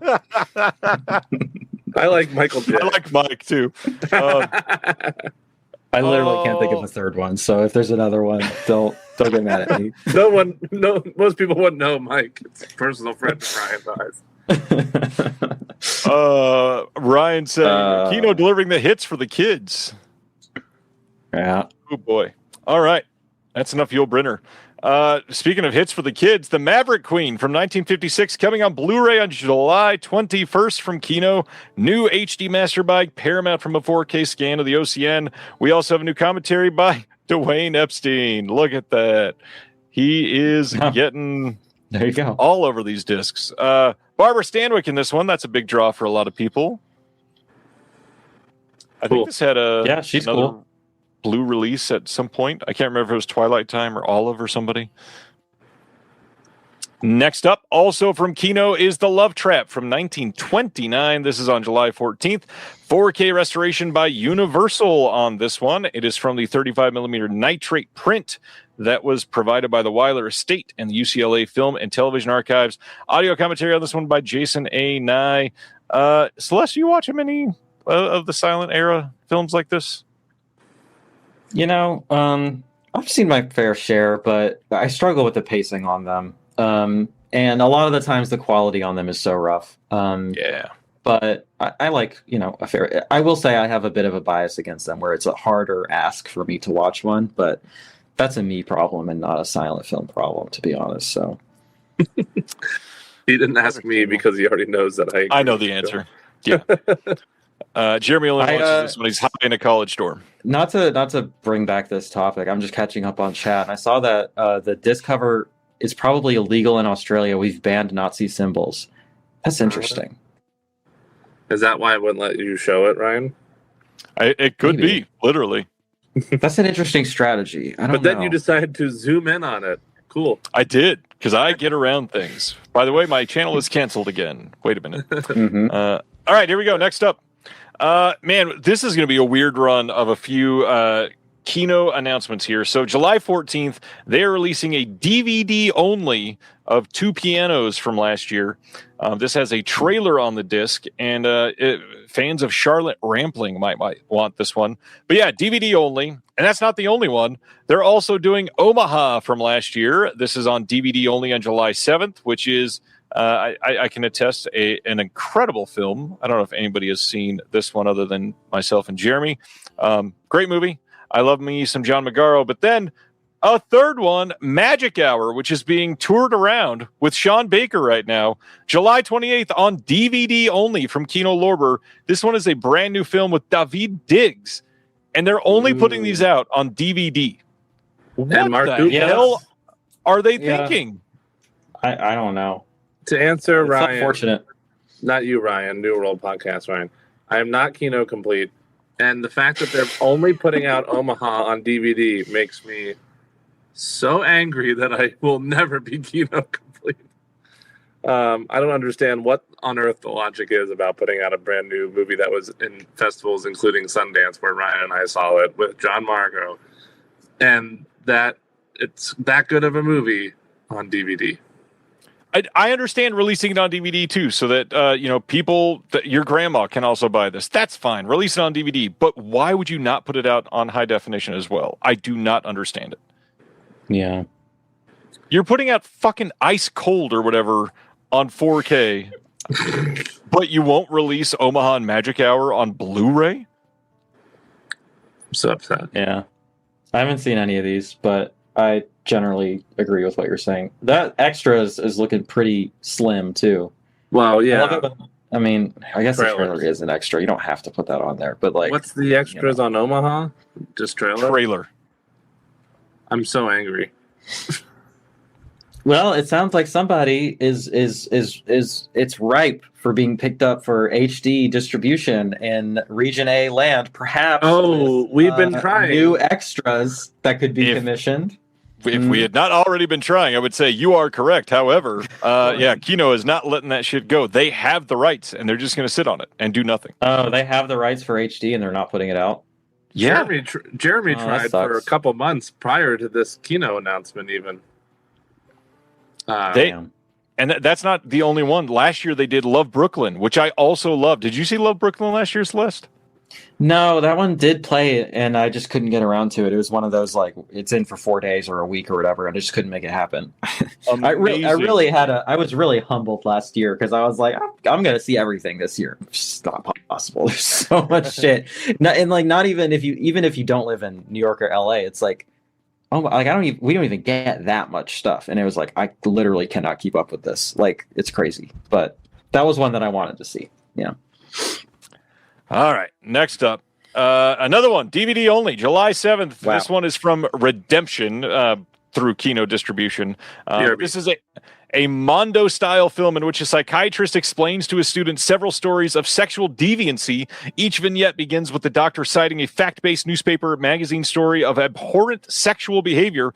Note that this film contains scenes of a very strong sexual nature and is strictly for adult viewing, and you won't be able to see it in anything but standard definition. How? Yeah, this looks awesome. I'm fucking mad that this isn't in HD. And also, How? can I be brave? Can I speak from my heart right now? Please. Someone should have asked me to do an extra on this. All right, Hold on. I would have done that shit. Let's do this. Speak from the heart. All right, hit me up. I would have done an extra for this. Like, I feel like I would have done a good job. All right, Frank Tarzi, if you're listening, whoever does the extras over there, hit me up. Y'all have like a million projects, and you need work, right? Come on, I got Tank you. Farsi, call Celeste. Thank you. Next up, I'm gonna get an email now from. So I've never talked to Frank in my life. He's like, "Did you call me?" Or sorry, he'd be like, "Hey, did you call me Tank Farsi?" Oh my god, we're getting Italophobic impersonations on the show. Pasta-phobic, as I like to say. That was more like Brooklyn phobic. June 15th, a Blu-ray DVD coming in the UK of Mother's Pride from 2026. This is getting a Blu-ray, and all those other films are not. I am not. Yeah, this is from Entertainment and Video. This is the UK arm of Sony. Anyways, yeah. Check out Mother's Pride. That's enough. Hey, Pure Cinema here for Celeste. Soon, a Walmart exclusive 4K steelbook of Mortal Kombat 2 is coming. Oh, you know what? I've heard good things about it. I do want to see it. I don't think I'm going to see it in a theater, but I'll check it out. I don't know. Maybe it's fun. That's what I'm thinking. It's got to be fun. It's probably not going to be good, but you know. I will probably not watch this, but yeah. Yeah. Hey, July 14th, we're getting a Blu-ray from Classic Flicks of Lock Up Season 1, Volume 1 from 1959. There is nothing on the disc except for the episodes. But I am glad that Classic Flicks is attacking a lot of these classic TV shows that would otherwise never get restored. Yeah, that's tall order. I hope that they make something back on their investment. It feels like it might not. Yeah. So. Sivner's upset that I did the Darcy voice. All right. Via Vision in Australia announced a handful of films. June 3rd, they're putting out a Blu-ray of the To Sir With Love Complete Collection. Now, this is wild because I had no idea that there was a sequel from 1995. But you've got the... I did because I'm very meticulous about updating my personal Blu-ray collection letterbox list, and so I'm always checking bonus features and stuff, and that's included on the Columbia Classic set. It's on there. Nice. So before anybody panic buys, if you have that, you got it already. So you're good. Yeah, you're welcome. No idea that it was there. Had no idea. Wow, I cannot believe I just bested you on a piece of physical media knowledge. That's my takeaway. That's my win for the night. All right. Hey, To Sir With Love. It's on that Columbia Classic set, isn't it? Jeremy, you look like you just got out of the shower and changed your shirt immediately. I did not get out of the shower. No. I did not get out of the shower. I did change my shirt because, as Ryan knows, I unfortunately have to take off. Not quite yet, but early, because I have horror trivia tonight. And we have our team shirt, which is Super Mario Baba. That's pretty good. I like that. Thank you. Oh, gosh. All right. Damn, I just saw Craig talking smack in the chat. That's crazy. Change of Habit industry from on industry violence. Sorry. Also with Elvis Presley, this one with his final film role ever. No extras on this. But it also has Mary Tyler Moore. Every time I hear Mary Tyler Moore, I think of that Adam Pally bit from the show Happy Endings. I'll send it to you. Hopefully next up, somebody in the comments knows what I'm referencing. June 17th, a Blu-ray from Via Vision of Dirty from 2005. This is the first time this has ever been released on Blu-ray anywhere in the world. And this is a movie full of the juniors. We've got Cuba Gooding Jr. and Clifton Collins Jr. I never saw this movie. Jeremy, I'm sure you've seen it. Cover's rough. You had a 50-50 chance, and it was a pretty good assumption, but no, I have not seen it. Are you a bigger fan of junior or senior Clifton Collins? Oh, junior. Anyways, June 17th, Blu-ray for Via Vision of The Quiet from 2005 as well. This one also first time on Blu-ray anywhere in the world. This one with Elisha Cuthbert and I remember Edie renting Falco. this from the video store when video stores were still around. Is this lesbian shit? It says, after the death of her father, deaf teenager Dot is taken in by her godparents and their daughter Nina. However, her new home is a place filled with dark secrets. And despite seeming like complete opposites, Dot and Nina become closer as the darkness threatens to consume them. Oh, yeah, that's sapphic as hell. So it's like also incest adjacent. Yeah, is what I'm absolutely. seeing. Hell yeah. Did anybody notice my lesbian necklace today, or my chain with the Labris on? I got that shit on, you know what I'm saying? I did not notice, but I like it. Thank Colton you. says it is not lesbian shit, sadly. Whack. That is deceiving. Look at that shit. Come on, man. As a 24 fan, as a youngster, I made a point of watching every Elijah Cuthbert movie at one point in my life. So I have seen this. Also, to answer both of Ryan's questions to me, trivia is in Burbank, California, and I have not complete on Via Vision. Go ahead, Ryan. Nobody is going to make much attention to Tyler's joke here, but I'm wearing an incest necklace is fucking hilarious. Well, what would that entail? I want to know. What is the symbol for the incest community? Please don't answer that. Anybody, stop. Please typing. answer it Stop. in the chat. Tell you what, answer it in my chat. I don't care. Do it. And send photos. Brendan Whoa. Gary level queerbait going on here. That's a ball knower right there. All right, going to the next title. Speaking of queerbait, August 3rd, 4K and Blu-ray Steelbook coming in the UK from Studio Canal of Joan of Arc, a.k.a. The Messenger, the Story of Joan of Arc from 1999 by Luc Besson. This one will have a new 4K restoration that's on the same Luc Besson set that came out from Sony in the US. Making of, that's 86 minutes long, bunch of interviews. Yeah. And what's the director's name again? Luc Besson. Famously non-problematic king. Yes. Super cool guy. Totally great person. Mm-hmm.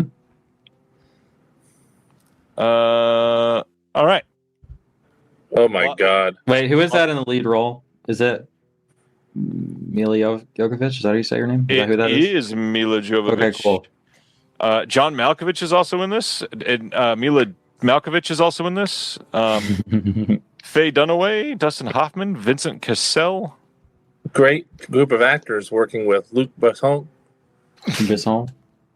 I'm doing my French Duolingo, so, getting it together.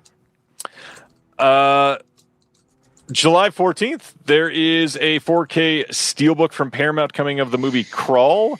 That's in the US, July 13th in the UK. Same old extras that's been on this one. Celeste, how do you feel about Crawl? Crawl? I am afraid of alligators. That's just a thing about me, but I've never seen this movie. So I hope you know that your entire feed is just incest jokes now, Ryan. That's just what happens when you invite me on, all right? It is what it is. He knows what he got himself into. He knew the risks, all right? I was warned. I'm true. trying to find a way to work in the joke it runs in the family, but I can't think of anything. I think you just did. That's pretty good on its own, I All right. think. Yeah, just Okay. call it out. Wow. Instagram just ruining everything. Let's talk about Ishiro Honda. September 8th, there's a Blu-ray coming from SRS Cinema of a documentary called Ishiro Honda Memoirs of a Film Sexual Director. Reassignment Surgery Cinema. That's what I think every time I see it. The best part is cinema doesn't start with an S. It does now, all right? I meant to say surgery. My bad. Yeah, you did. But what I said is funnier, so it works. Oh God, that was pretty good. Bonus materials. There's director's notes, inside cover. They said linear notes. I don't think they're linear notes. I think they meant liner notes. There's Probably linear. I mean, I would hope so. Otherwise, it'd be weird. That is by Jonathan Belay. Memoirs of the filmmaker, an interview with Jonathan Belay on Ishiro Honda that's 42 minutes long. A deleted Joe Dante interview, plus some behind-the-scenes stuff and extras on top of that. I'd like to see this. Me too. Quick plug for something I did like fucking 3 years ago or something, but on the Criterion Channel Surfing podcast with my friend Josh Hornbeck, we did a series of episodes going through some of his lesser seen, sort of streaming only deep cuts.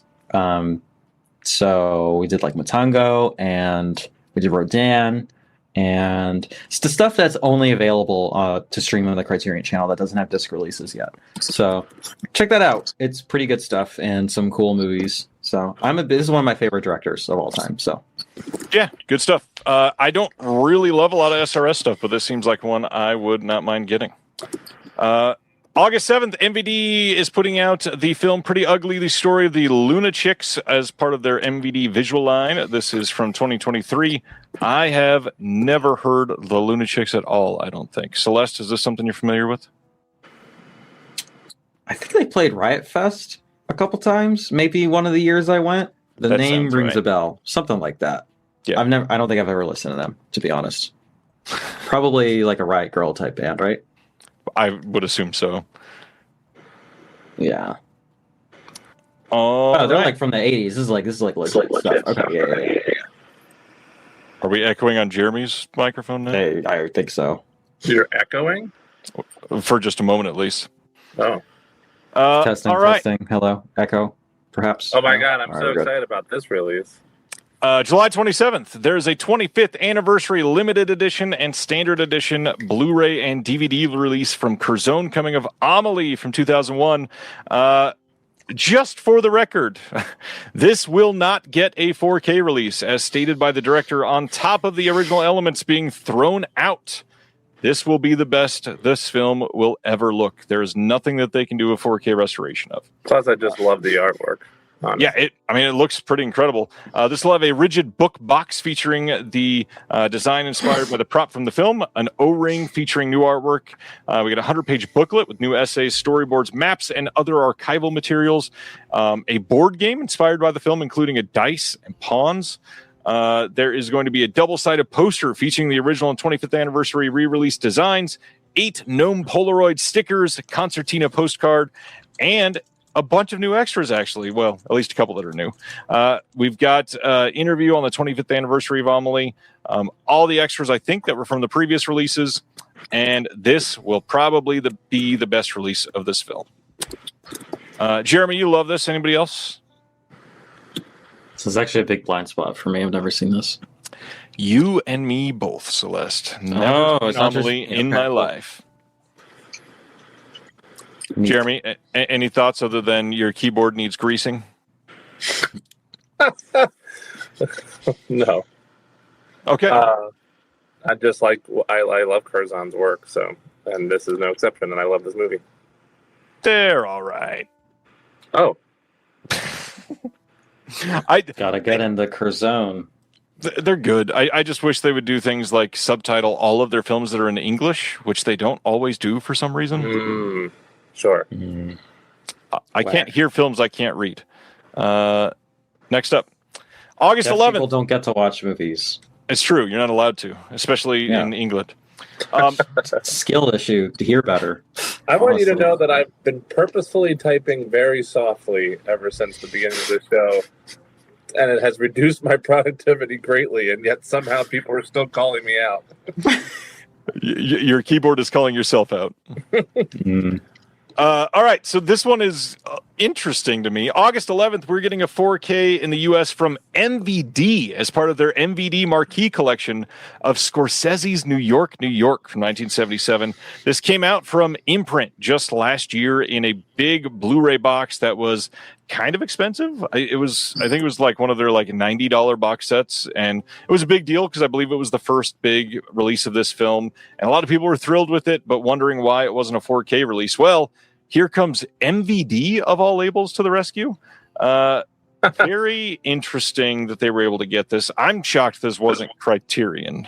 Yeah, either them or Cinematograph, right? Like that does feel weird that it's MVD. Yeah, quite. I got the imprint one, but I'm glad that someone's putting it out in the States. Yeah, this is very, very interesting. Yeah, I'm glad it's being released, but yeah, shouldn't have got the imprint. That's for sure. Good God, what is going on? I did it again. Let's talk about an interesting one. Anti-Worlds over in the UK. This is like a sister company of Indicator. They are releasing on August 10th a Blu-ray and CD package of The Haunted Mustache from 2025. This says an epic quest to unlock the mystery of an occult heirloom takes David Bramwell into the underbelly of 90s Bohemian Brighton. The music in this is done by Oddfellows Casino, and it won the Special Mention Audience Award at CineCity in 2025. Very, very curious about this one. This is one of their Anti-Worlds originals line that they've been doing. Neat Indeed. What does that say? Stone hair magic? I think so. Okay. That's an incest necklace. Right. That was way too quick, Jeremy. July 28th, there is a Blu-ray coming from Alliance, which is just Mill Creek repackaged, as part of their retro VHS line of Mickey and Maude from 1984. This is with Dudley Moore. And a reminder that when Mill Creek was releasing these came out at like $10 or $11 for release. This is available to pre-order now for $28.99. No extras. Well, I genuinely refuse to buy a release if there's no extras. It does feel, I don't know. It makes it harder, you know? I mean, depending on how good, but like, I don't know, man, at that point, like, just put on my Plex server instead, you know? It's like, well, that's what I'm save saying. a little money and save a little space. Like, it's not that. I can rent and watch just the movie, so why would I spend $30 on just the movie with no bonus features? Alongside it, if you want to buy two things, on the same day, July 28th, you can buy Relentless as part of their retro VHS line from Alliance. Now, you might want this one a little bit more because it stars Judd Nelson, and it was directed by Bill Lustig. This is one of his films that Blue Underground is not releasing. Space so small. Wow. Because he's... And Robert Loggia. Okay, Italophile or whatever. That did put it in perspective. That's how much an Arrow 4K costs. You know, that's kind of crazy, honestly. Jesus, that is a good comment. That is true. Yeah. Yeah, that puts it, you know what, the budget thing earlier from Cauldron, I'm like, oh man, that is kind of a lot for budget. When I'm thinking budget, 15? I don't know, man. $20 should be budget. $19.99. $20, yeah. All right. That's Relentless as we talk about Arrow and Cauldron. Next up, we got a Blu-ray coming from Alliance as well of the film Is God Is that is in theaters right now. And I've heard this is great, actually. I really want to see it. It's I heard really good pretty much at the top of my list of stuff in theaters. Incredible looking movie. I definitely need to get out to see this. Yeah. But not before you take your kids to see Celeste. The Sheep Detectives, that's right. You could do a double. With your kids. With my kids of Is God Is and the Sheep Detectives. All right. That's right. Sheep is sheep.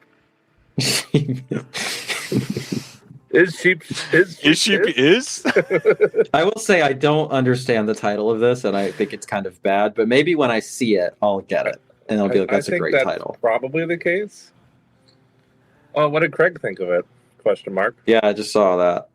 Yeah, what do you think? Thinking about what you just said, if the title is bad until you've seen the movie, isn't it still bad? Because isn't the title like one of the selling points to get you to go see the movie?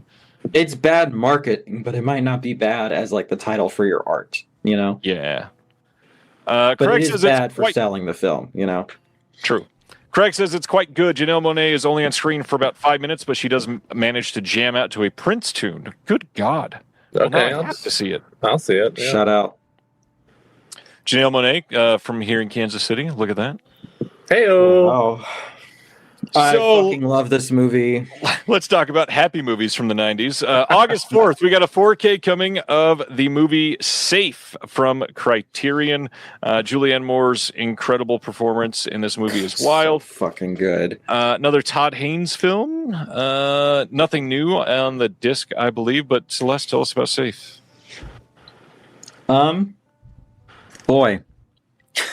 In a post-COVID world, this sure is a crazy movie. I haven't seen it since then, so I need to see it again and see how it ages or holds up or is recontextualized or whatever. But this is a film about a sort of cult that preys upon people who have been mistreated by the medical system or whose needs are outside of the purview of where we're at in terms of like what we know about medicine and health and everything. And so I think it's a really disturbing, kind of fucked up, like just really memorable look into how I don't know, bad actors or exploitative people can kind of it's a movie about pseudoscience and snake oil, and that's how I interpreted it anyway. I mean, I watched the commentary and it seems like maybe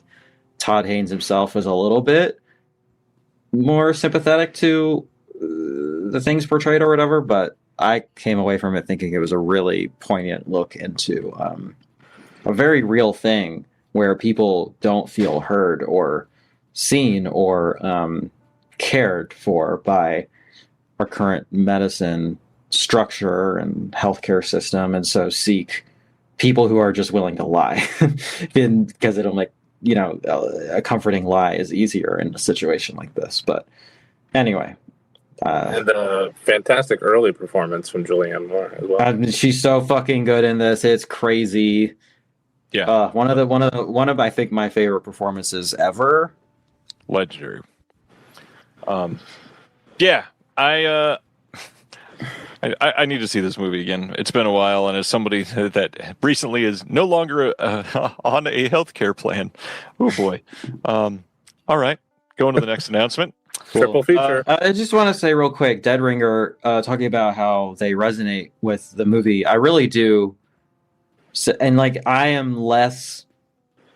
more sympathetic to the sort of thing than I was when I first saw it, after learning more about disability and learning more about prejudices in the medical system and stuff. And so I do, but like, that's the thing with a lot of like things that are exploited or a lot of grifts is like, you start with a grain of truth, right? And then you go from there. It doesn't really work if you're making it up or if you're like not diagnosing a real problem. You know what I mean? Right. Anyway, I'm trying not to get too specific for people that haven't seen it, but it's really fucking good. Yeah. All right. Next up from Criterion, August 11th, Blu-ray of Coup de Torchon from 1981. This is a Bertrand Tavernier movie, and I've heard this is great. I've not seen it. New 4K restoration. Interview from 2001 with the director. New interview with critic and poet Robert Polito about source novel author Jim Thompson. Making a program, alternate ending trailers, and an essay by Lynn Anthony Higgins. Either of you seen this one? I have not. No, but that's a cool cover. It is a great cover. Sean Phillips, good artist. I see she's wearing a necklace. Is that the new thing? Everybody's gonna be like ripping apart necklaces now on the show. I love it. Next up, one that I've been wanting to see for quite some time. August 25th, 4K and Blu-ray from Criterion of Little Odessa from 1994. Tim Roth, Edward Furlong, Moira Kelly, Vanessa Redgrave in this one. This is a new 4K restoration supervised and approved by the director, James Gray. We got an audio commentary from 2000 with James Gray. Once Upon a Time, Little Odessa, Making of Doc by David Thompson. New conversation between James Gray and the critic and podcaster Sean Fennessy from the Big Picture podcast. And an essay by Glenn Kenny Yeah, Little Odessa. Either of you seen this? No. No, I've never even heard of this, to be honest. But it's a cool cover. It is a cool cover. I recall seeing this in theaters when it came out. Remember nothing about it, says Craig. I mean, to be fair, that was, I mean, not to date you too much, but 32 years ago this was in theaters. I think Yeah. Velvet Almost how Goldmine. old I am. I think Velvet Goldmine and those other films, aren't those like Miramax or something? I think they're with I think that there's some weird rights stuff going on with those, Oh, yeah. if I had to guess. I don't know. I love remember hearing something weird about Velvet Goldmine, though. Yeah, Yeah, it's the long that's my ass roommate's Blu-ray. favorite. That's my roommate's favorite movie. So I've been like waiting for them to release that again. But yeah, Tied up in something. All right. Next, we've got a handful of documentaries coming from Criterion this month. August 25th, a Blu-ray coming of American Dream. This is Barbara Koppel's American Dream, detailing the tumultuous 1985 and 86 labor strike against Hormel Foods in Austin, Texas. New 4K restoration on this, interview from 1992 with Koppel. We've got an essay by Tom Powers, but that is it on this disc. Really, really light on content on this one. Have not seen this doc, but I've heard great things. yeah, same here. I've seen. Hold on, let me fact check myself. I'm pretty sure I've seen one of her docs, and I really enjoyed it. Why is my letterbox? Is it possibly the one that we're about to talk to next? This one? No, let me check. Oh, Hold okay, on. I'll go back. My browser is all fucked up. Oh wait, no, it's not. Ignore me. I'll get back to you. American Dream. I'm pretty sure I've seen one of her films at least. I have. What is it? Well, Oh, it was no idea. American That up. Dream. My bad. Yeah, I have seen this and it's really good. I watched it on the Criterion channel like way back in the day. I have to jet. Yeah, it's you know what? As a I don't know if you know this. I don't know if anybody knows this, but I'm actually vegan. I don't talk about it much, but and one of the You things and all the that, other vegans.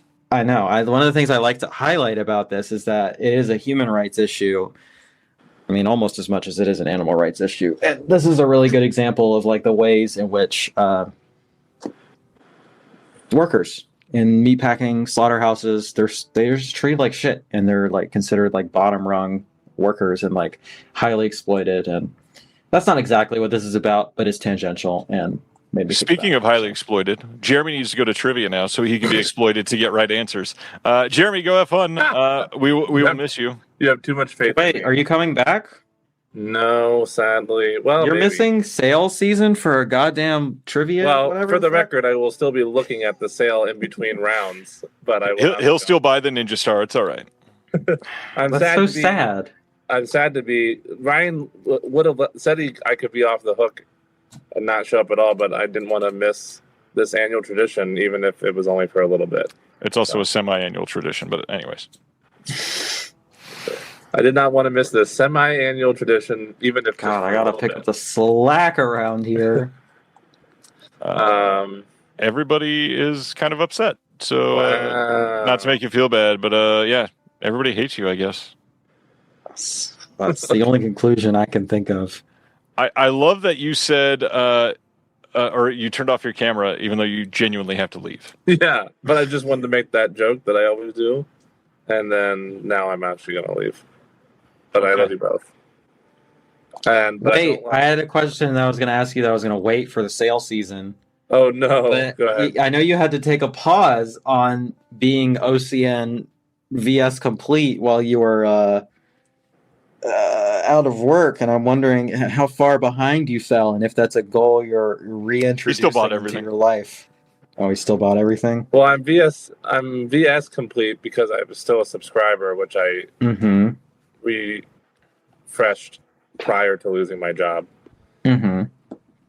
And I think I'm still complete on I'm not complete. I've never been complete on partner labels, for the record. Just Right. The limited slip. I know how your thing goes. You know the system. But I'm curious if it has continued on, or if you. Thank you to the not Ryan and who's on the. Who is the only one who's not giving me flack for having Jeremy is Blu-ray complete. There's people calling you a Judas, which is pretty. Wow, harsh. I really gotta go. I need to use that as an insult more often. That really cuts to the quick. You know? Yeah, I thought it would be a good thing to show up for at least a little bit, but I guess not. Okay. It was great until you had to betray us. I was glad you were here. You know, it's just like how Jesus was so excited at the Last Supper when everyone showed up until, you know. Bye, Dave Grohl. Unbelievable. Right. Now that he's gone, Barbara Koppel's Harlan County, USA from 1976 getting a 4K and Blu-ray release at the same day, August 25th. This one, however, is going to have an audio commentary by Koppel and the editor Nancy Baker, a making of doc with interviews with Koppel, the crew members, and strike participants featured in the film. Outtakes from the film, a couple interviews, including bluegrass singer-songwriter Hazel Dickens.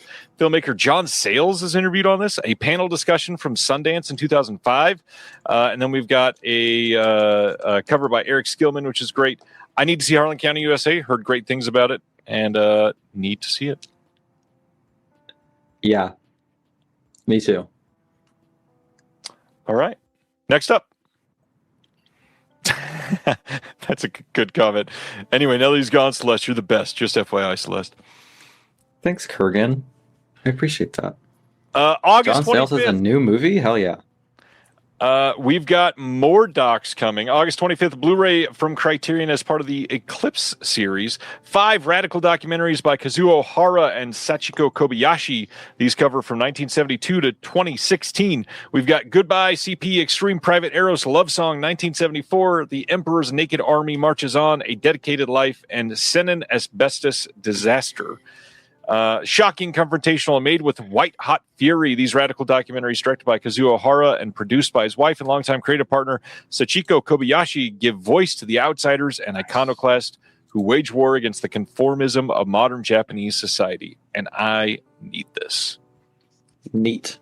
Looks pretty cool. I'm really happy that the Eclipse series is back. I think that's pretty good. I'm a fan of that. I also am noticing, I'm glad that we did this because I just fully did not realize that American Dream is in fact a film that I have seen and is in my Blu-ray wish list on Letterboxd, so I can go ahead and update that.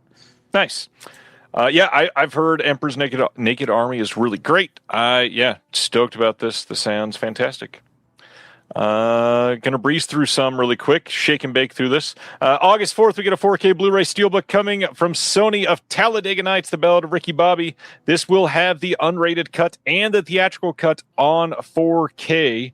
There is going to be all the extras that were on the old Blu-ray, I think. Were you a Talladega Nights person back in 2006? Back in 2006, when I was 9 years old, I don't even know what this is, to be completely honest with you. A Will Ferrell and Sacha Baron Cohen and John C. Reilly comedy movie about car racing. Is it good? That sounds like it could either be really good or really bad. There's a handful of like really funny lines, and then everything else is just not my thing. Unfortunate. All right, next up.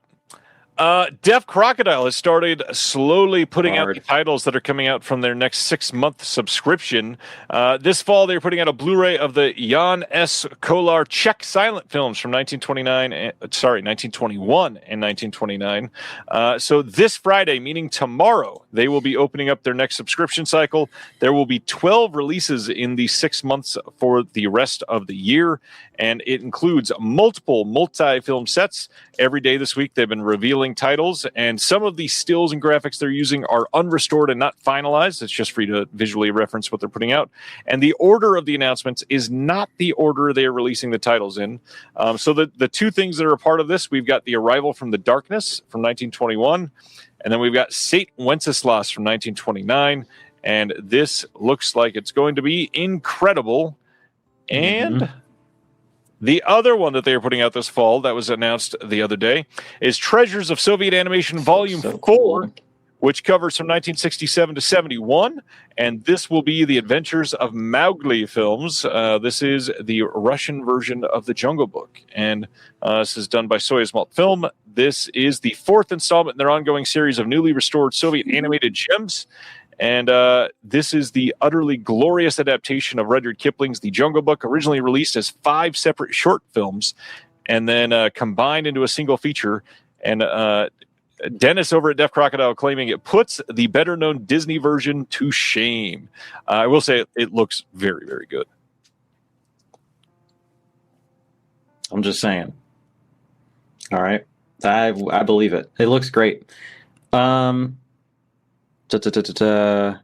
Reservoir Fella. That's a good transition into what I wanted to say. Are they doing the halfway sub tonight? I'm not sure.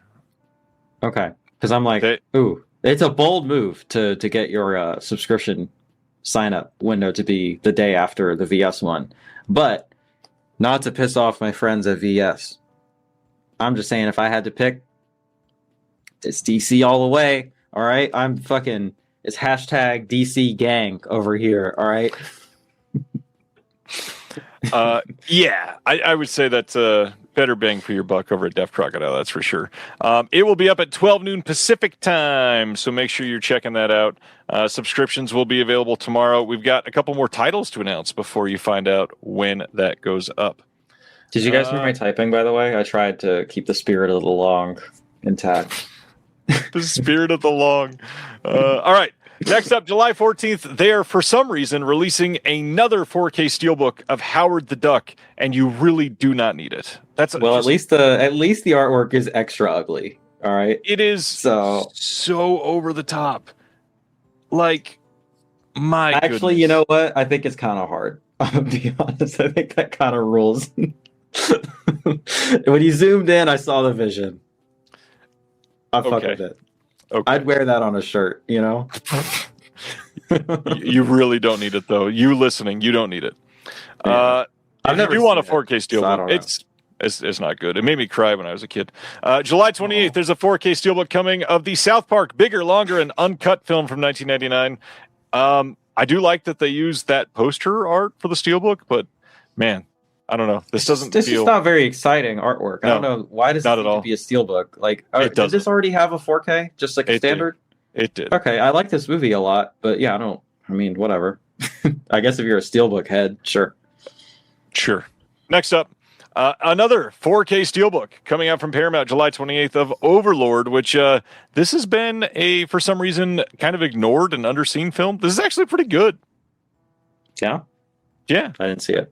I suggest people watch it. It's pretty good. This is one, I think at one point this was meant to be a Cloverfield movie, and then the third Cloverfield movie tanked, and it was, we're not making that a Cloverfield movie. Well, maybe they'll come back with Underlord. I appreciate that. That wasn't a good joke at all. I was just trying to make another royal family incest joke about that. Speaking of weird movies put out, if you want to be a lord, you got to get under a lord. You know what I'm saying? Good God, man. June 16th, Lionsgate Limited, as part of their Vestron line, is putting out a 4K Vestron release of the Arrival from 1996 with Charlie Sheen. This is Cloverlord. That's a better joke. Shout out. Cloverlord is pretty good. This is a weird cover. This is also a weird film to be on the Vestron line. New extras as part of this. Convergence. Writer-director David Twohy on The Arrival. Prescience actress Lindsay Krause on this. Into the Vortex, they talk about the visual effects. And then Techno Signatures remastering picture and sound. The Vestron line. Quite weird. And now this will be $25 plus $10 shipping. And it's the only title they announced from their website. What? I don't get it. Sure. Damn. Sure. Have fun, Charlie Sheen. A24. Hell yeah, let's go. In July, they're releasing Pillion with Alexander Skarsgård from last year. This has a commentary with the writer-director Harry Lighton, Alexander Skarsgård, and Harry Melling. This will have a making-of featurette, a short film from 2017 by the director, and 6 postcards. I need to see this. For those of you that were curious, this is the unrated or uncut version, so it will have everything in it. Did you get to see this? Any thoughts? I sure did. It's awesome. This movie's great. One of my favorites of the year so far, for sure. It's probably going to make my end of the year list. It's in the top 5 for now. But it's beautiful, and it's really nuanced, and a lot of the takes about it online made me mad. So that's the mark of a good movie, when there's bad discourse about it, I think. If you did something right, if you've triggered discourse from all the wrong people. Yeah, I was really pissed off when I heard that the streaming version was going to be edited, because I'm like, for who? Who is watching the gay BDSM movie and is like, oh, there was too many dicks in it? Like, grow up. Right. Like, what did you choose to watch? Genuinely, for who is that decision? Like, put the fucking warning at the top and be done with it. Like, God, I'm so sick of all right, now I'm on a rant. I'm so sick of the fucking babying of our entire culture and it's just like, I don't know. Everything has to be like, look, children deserve spaces online and in person to be safe and to have fun and do all these, but it's not clicking on goddamn Pillion and then the kid didn't have to see the fucking fisting scene, but they did see the rest of the BDSM. It's like, fucking, what are we doing? This is a movie for adults. It's not even rated. Like, fucking grow up. All right, that's it. That's my rant. I'm glad I saw it in the theater, uncut and uncensored. Shout out A24 for putting this out. Honestly, it is a pretty risk, and transgressive movie, and it was a risk. And so, shout out to everyone who went to see it, supporting weird, sex-forward, transgressive art. So do I. Professionally, in fact, I do that. And the movie's awesome. It is genuinely really good. Alexander Skarsgård and homeboy from Harry Potter, they're both really fucking good in it. It's really well directed. Girls Guts and Jalo did a bonus episode about it that is really insightful and really good, about kind of leather culture and its place in that. Yeah, I think it's a great movie. I think that's a great cover art too, and also pretty good on the features. Pretty stacked. That's boutique level stuff. You got a really good it's not bad commentary on it. You got short films, you got making of. Okay, I guess all they're missing is scholarly work on it, but yeah. But for a brand new film, that's pretty good. It is. All right. I love that cover art. I Too much wiener, not enough butt. I only agree with half of that sentiment. I think we need more of all of it. More nudity in my films, please and thank you. I love that we're saying this with Cat City on the screen.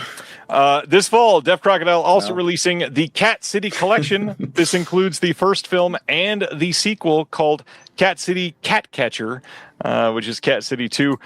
Cat City has been out of print, and Deaf Crocodile is releasing it again as part of this collection.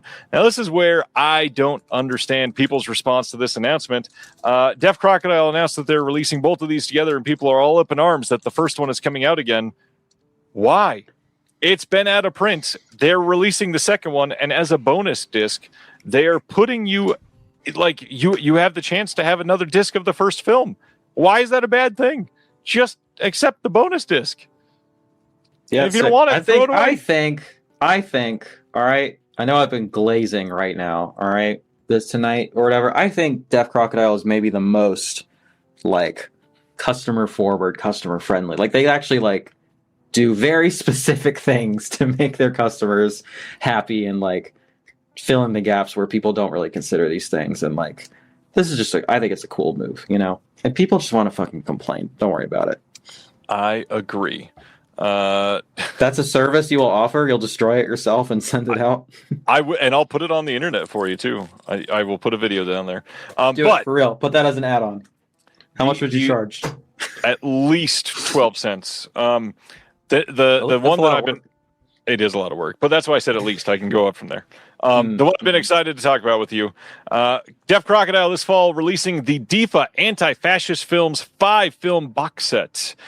This is going to be including The Murderers Are Among Us from 1946 and 4 other films, but they're not announcing what those are yet. The DIFA Film Library at the University of Massachusetts Amherst is helping with the release, and these, I can say, are going to be great. Some of the extras on the set are going to be stupendous. Watched one of them this week.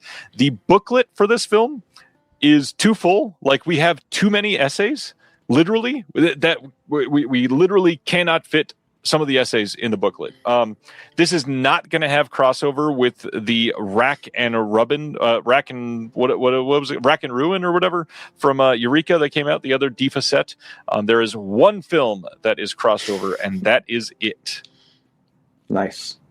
I mean, this looks pretty cool. Maybe not to put y'all on blast live, but are the features locked in for this yet? Sadly, yes. It is very, very stacked. Cool. Well, I'm sure people more qualified than me are on there. So you know what? I'm happy. It's going to be a good release. You're going to be excited with who you see on the disc, is what I'll say. Hell yeah. Next up, another one I'm excited for Celeste to react to. June 20th, a 4K and Blu-ray dual format media book set with 3 different colors of Sweet Movie from 1974. This is coming from Camera Obscura's new partner label called Transgressive Visions. If you've never heard of Sweet Movie, there's literally a visual essay on this called Excremental Visions. A new visual essay by Daniel Bird. Nicely offensive, an interview with somebody from the film, an interview with the editor and cutter Jan de Det, Q&A, audio session, and audio trailer, and a 24-page illustrated booklet in German. Now, the interesting thing is the English language is here, plus subtitles in English. So you can pick this up. Any thoughts on Sweet Movie, Celeste? I think we've talked about this before on this very program. I could be misremembering, but I remember something came up. I don't know. I haven't seen it, but it definitely looks like the kind of thing I want to at least watch. So and it's ripe for analysis, I can imagine. So yeah. This is one that Criterion has released on DVD, so it wouldn't surprise me if they re-released it. A lot of people are saying they won't because it's quite transgressive, but I mean, that kind of, like, Criterion's been all up in that the last couple of years. They've got a decent, like, chunk of, like, controversial and fucked up movies in their repertoire. And thank you so much for saying that, Craig. I really appreciate that, and I can definitely get a little in my head about that stuff. So I appreciate that comment a lot. Yeah, Sweet Movie. You can pre-order this now on Diabolic and Orbit. Check it out. Oh man, solid 4K. I love that you say solid 4K. Is that based on anything other than conjecture, or is there a restoration out that's touring or whatever? It's happening in Germany. Wicked Visions has announced that. That is one that I would buy again. It's a very special film to me. And just it'll come out in the US from Criterion, just 100%. Anyone But You is coming on 4K from Sony on July 21st. An odd one because it is it just came out fairly recently, and they released it on Blu-ray, and then now they're putting it on 4K. And I assume it's just because of the 2 people in it, but have not ever seen this, have not heard much great about this. Have you seen this? I heard that this was, like, decent. This feels like a good plane watch or something, you know? Yeah. Although she does get naked in it, so maybe not the ideal plane watch, but, you know. The back row of the plane watch. You know what, though? I actually was, for the first time, and I don't know how long, I watched a movie on a plane recently, because this is a whole thing. I was in Texas for a few days for my brother's. That's right. It was a whole thing. But I was on a plane, and I was like, I'm going to watch a movie on a plane. I haven't done that. I don't know how long. So I can watch something kind of dumb, something I don't have to focus too much on. I can, like, listen to music and watch a dumb movie or whatever. And I wanted to watch How to Make a Killing, I think it's called. Yep.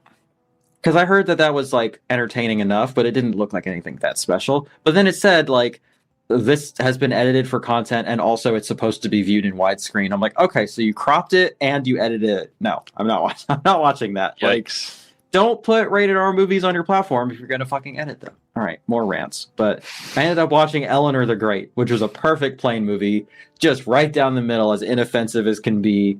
Very little attention required, and it was fun to watch. It's decent. A good movie. You know, it's decent. So I enjoyed that for what it was. Tony says this was filmed in Sydney. Can we say phrasing when it's starring Sydney Sweeney? Do we say filmed in Sydney? Never mind. Maybe Glenn Powell was filmed in Sydney. Oh man, there's usually rumors about that kind of thing. Oh yeah. Brendan says, "Oh God, I brought a laptop on a plane last time. I watched a Pink film. There was a 90-year-old looking woman next to me asleep, and I didn't know she'd woke up and was watching it with me." That's awesome. I support that. I could not sleep on the way home from New Zealand this year, and in a row, I watched 6 films. And my wife was like, "How are you still staring at that screen? Just waking up and looking at me." Yeah, you just not can't. Watch, I'm 6'5". You can't fall asleep on a plane. I'm 6'5". Like, yeah, and it was a 13-hour flight. Yeah, that's just brutal. not great. Yeah. Next up from Deaf Crocodile this fall is Demigod: The Legend Begins. This is another film. It's a Budokai hand or glove puppet film, just like Legend of the Sacred Stone that they just released. This is from 2022. You can check that out this fall. Another one that just looks incredible. Yeah, can't wait till you see the art on this one. It's really great. And then they're also putting out Hayap Ka from 2020. And this one looks pretty great as well. This is from one of the most inventive and irreverent voices in Filipino and world animation. Director Avid Leongren. The utterly delightful Hayap Ka is inspired by beloved telenovela genre of romance melodramas. And I've heard this is pretty good in Filipino. Yeah. It is pretty good. I like it. Nice. Next up. Furry cinema. Lots of furry cinema. That's your thing. Indicator posted some announcements just today. We got August 17th in the UK, August 18th in the US, a 4K and Blu-ray release coming of Buffet Fraud. I don't speak French. This is from 1979. This is supposed to be pretty great with Gerard Depardieu. Too farcical to be a thriller, yet too surreal to be a farce. Bertrand Blier's wonderfully absurd Buffet Freud, whatever, follows Alphonse Tram, an unemployed man who befriends anyone who will listen to him before often murdering them by mistake. We've got the writer and director taking an in-depth look back at his cult film. There's an extract from the French television program of this movie. We've got an image gallery and then a booklet with new writing on the film by Sue Harris and some archival extras in there. I am curious about this one. I like Indicator. They do good stuff. And they have some of the classiest looking releases in the game. I really like their box set presentations. That they do. All right. Next up is Merci la Vie from 1991 with Charlotte Gainsbourg. This good. One has Gerard Depardieu in it as well. This one coming 4K and Blu-ray in the same UK and US. This will have a piece from the writer-director speaking on this one, a location report, image gallery, and then a booklet with new writing on the film by Sue Harris as well, just like the last one. And yeah, this one also looks pretty damn good. And I don't know anything about it. I was commenting on your pronunciation. From the little French that I do know at this point, it sounded good to me. Sweet. Wasn't awful tonight. The last one, speaking of French Dressing, August 18th, a Blu-ray in the U.S. is coming from Indicator of the very first Ken Russell film, French Dressing. Oh, neat. Part romantic comedy. I like this artwork a lot. This is very fun. This is a fun poster, yeah. Easily the most British film to have ever had the word French in the title, they say.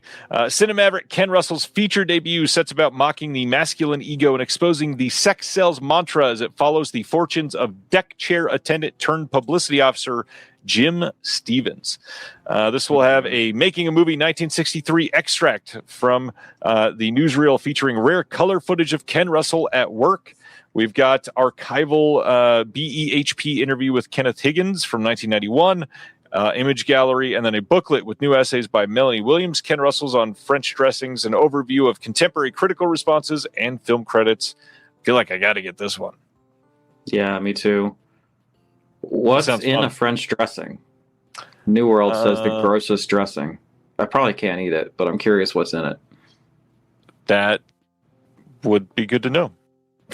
All right, I'm looking it up. All right. Next up from Deaf Crocodile this fall is Scarlet Sails from 1961. This is the Alexander Patushko film. This is the same guy that did Sampo and Ilya Muromets that they have released previously. I can eat French dressing. That's exciting. Well, apparently it's gross, so maybe not that exciting. It sounds good to me, if I'm being honest, but, you know. Colton says lots of sugar in French dressing. Well, I do have a bit of a sweet tooth, so... yeah, this genuinely looks incredible. Love me some Patushko stuff. Yeah, check this out. They've also got the Tale of Sar Sultan and Sadko. Yeah, good stuff. Then we have talked about this one before, but Roy from Space from 1983, the Mexican animated film that was basically not played and then stored for decades and then just recently recovered and restored with brand new animation made to complete it, since it was attempting to steal footage from another film in the middle of this. Looks great. Yeah, this was the film that they did the Kickstarter for. You will be able to get this as part of the subscription this fall, so check that out if you're into it. They did announce the features for this, and I'm on it, so... Yes, you are. Check that shit out. Order that. It's going to be pretty fucking cool. Mexican lost films, genre shit, animation. You know what it is. Indeed. The third animated film ever produced in Mexico? I believe so. Yeah. Pretty cool. All right. We've only got a couple left, and then it is sale time. So the newest one from Deaf Crocodile getting announced for the subscription is 1969's The Man Who Thought Life, which is a Danish film, and it's supposed to be incredible. This is a rare overlooked gem of the late 1960s sci-fi. Danish director Jan Raven's eerie hypnotic thriller opens on a respected doctor, Max Holst, who is brought in to examine an enigmatic, arrogant man, Steinmetz. Steinmetz can miraculously make objects materialize by focusing his mind, including an expensive cigar in the film's recurring leitmotif. When he attempts to blackmail Dr. Holst into performing surgery to expand this sinister brain power, Holst refuses, and Steinmetz calls to life a mirror image that sets out to destroy the doctor's willpower. Yeah, this is supposed to be great. This is one that was recommended to them over in their Discord. And if you get a subscription, you get to join their Discord. So check it out. This movie is wild looking. Nice. Yep. I just trust anything. If they think it's interesting, I trust it, honestly. Yep. It'll at least be interesting and worth engaging with, you know, like, what is it called? It was like the folk horror thing that they did. The Outcast? No. Earlier. It was the first hard box that they did. Oh, King Stack. King Stack. I didn't love that movie, but it was really interesting. And the features and the essays on it were really great. So, like, I regretted no part of that whole process, you know? Yep. All right. And then the last one for this week, Wes Craven's Deadly Blessing is getting a 4K release from Kino Lorber on July 8th. There is a brand new audio commentary by Troy Howarth and Eugenio Ercolani, and all kinds of extras being carried over from the previous Blu-ray release. Deadly Blessing. You seen this Wes Craven before? I haven't. Who's putting this out again? Kino Lorber. Kino Lorber. This looks like a Scream Factory sort of thing. That's kind of surprising. It was a Scream Factory title before. So okay. Well, there you go. Is that guy supposed to be a werewolf, or is he just hairy as fuck? Deadly Blessing has to be seen to be believed. This is a weird movie. Like, Ernest Borgnine is in this. Well, it looks like she's getting a great head massage. So you know what? Good for her. Yes. Silent Mandible. What is the name of that Deaf Crocodile set with the Czech silent films? It is the Jan S. Kolar Czech silent film set. You'll be hearing more details on that one tomorrow. All right. Just in case you forgot, what is coming out next week? All of the VS stuff that came out at the beginning of the month will be out on Amazon and at other retailers. We've got the 4K of Robin Hood, Prince of Thieves from Arrow in the U.S. next week. The Haunting 4K, the original Haunting from Scream Factory. The Great Outdoors 4K from Kino. That Rambo Complete Collection from Lionsgate is coming out this week. Sentimental Value 4K from Criterion. Were you into Sentimental Value? I don't remember. Yeah, it's great. I didn't like it maybe as much as other people. It didn't crack my top list, but it is a movie I think about a lot, and I love the artwork. I've defended the artwork. Same. I think it's great. I think I'd like to watch it again, and I think I don't know. It's a grower for me in retrospect, but I'll tell you, I don't know if I said this. Was I on when this was announced? I don't remember, but I feel like I talked about it before. No, I talked about it on my own stream. I'm getting my streams crossed, as it were. But I saw this the day after I saw Jay Kelly, in theaters, and they're kind of the same plot, but with very different contexts. And I liked that movie affected me more emotionally. So I was doing a lot of comparing it to that in my mind. But this is the one that has stayed with me months later. So I don't know. I'll need to watch it again. Yeah. I kind of feel like it might even do better at home than it did in the theater for me. It's also so beautiful. It's nice to see a contemporary movie where the cinematographer knows what they're doing. It's so good. Speaking of cinematography, Harry and the Hendersons 4K from Kino next week. Terror Train 4K from Kino, although there's been a lot of discourse on this one that there might be restoration problems, and then people reviewing it saying it looks amazing. So I don't know. Could go either way on that one. Ilsa the Wicked Warden 4K from Kino. Lenny 4K from Criterion. Parenthood 4K coming as well. That Fleischer Cartoons Greatest Hits, I believe, Volume 1. Is that what they called this one? I don't remember. That's coming out next week. Crippled Master Standard from Severin.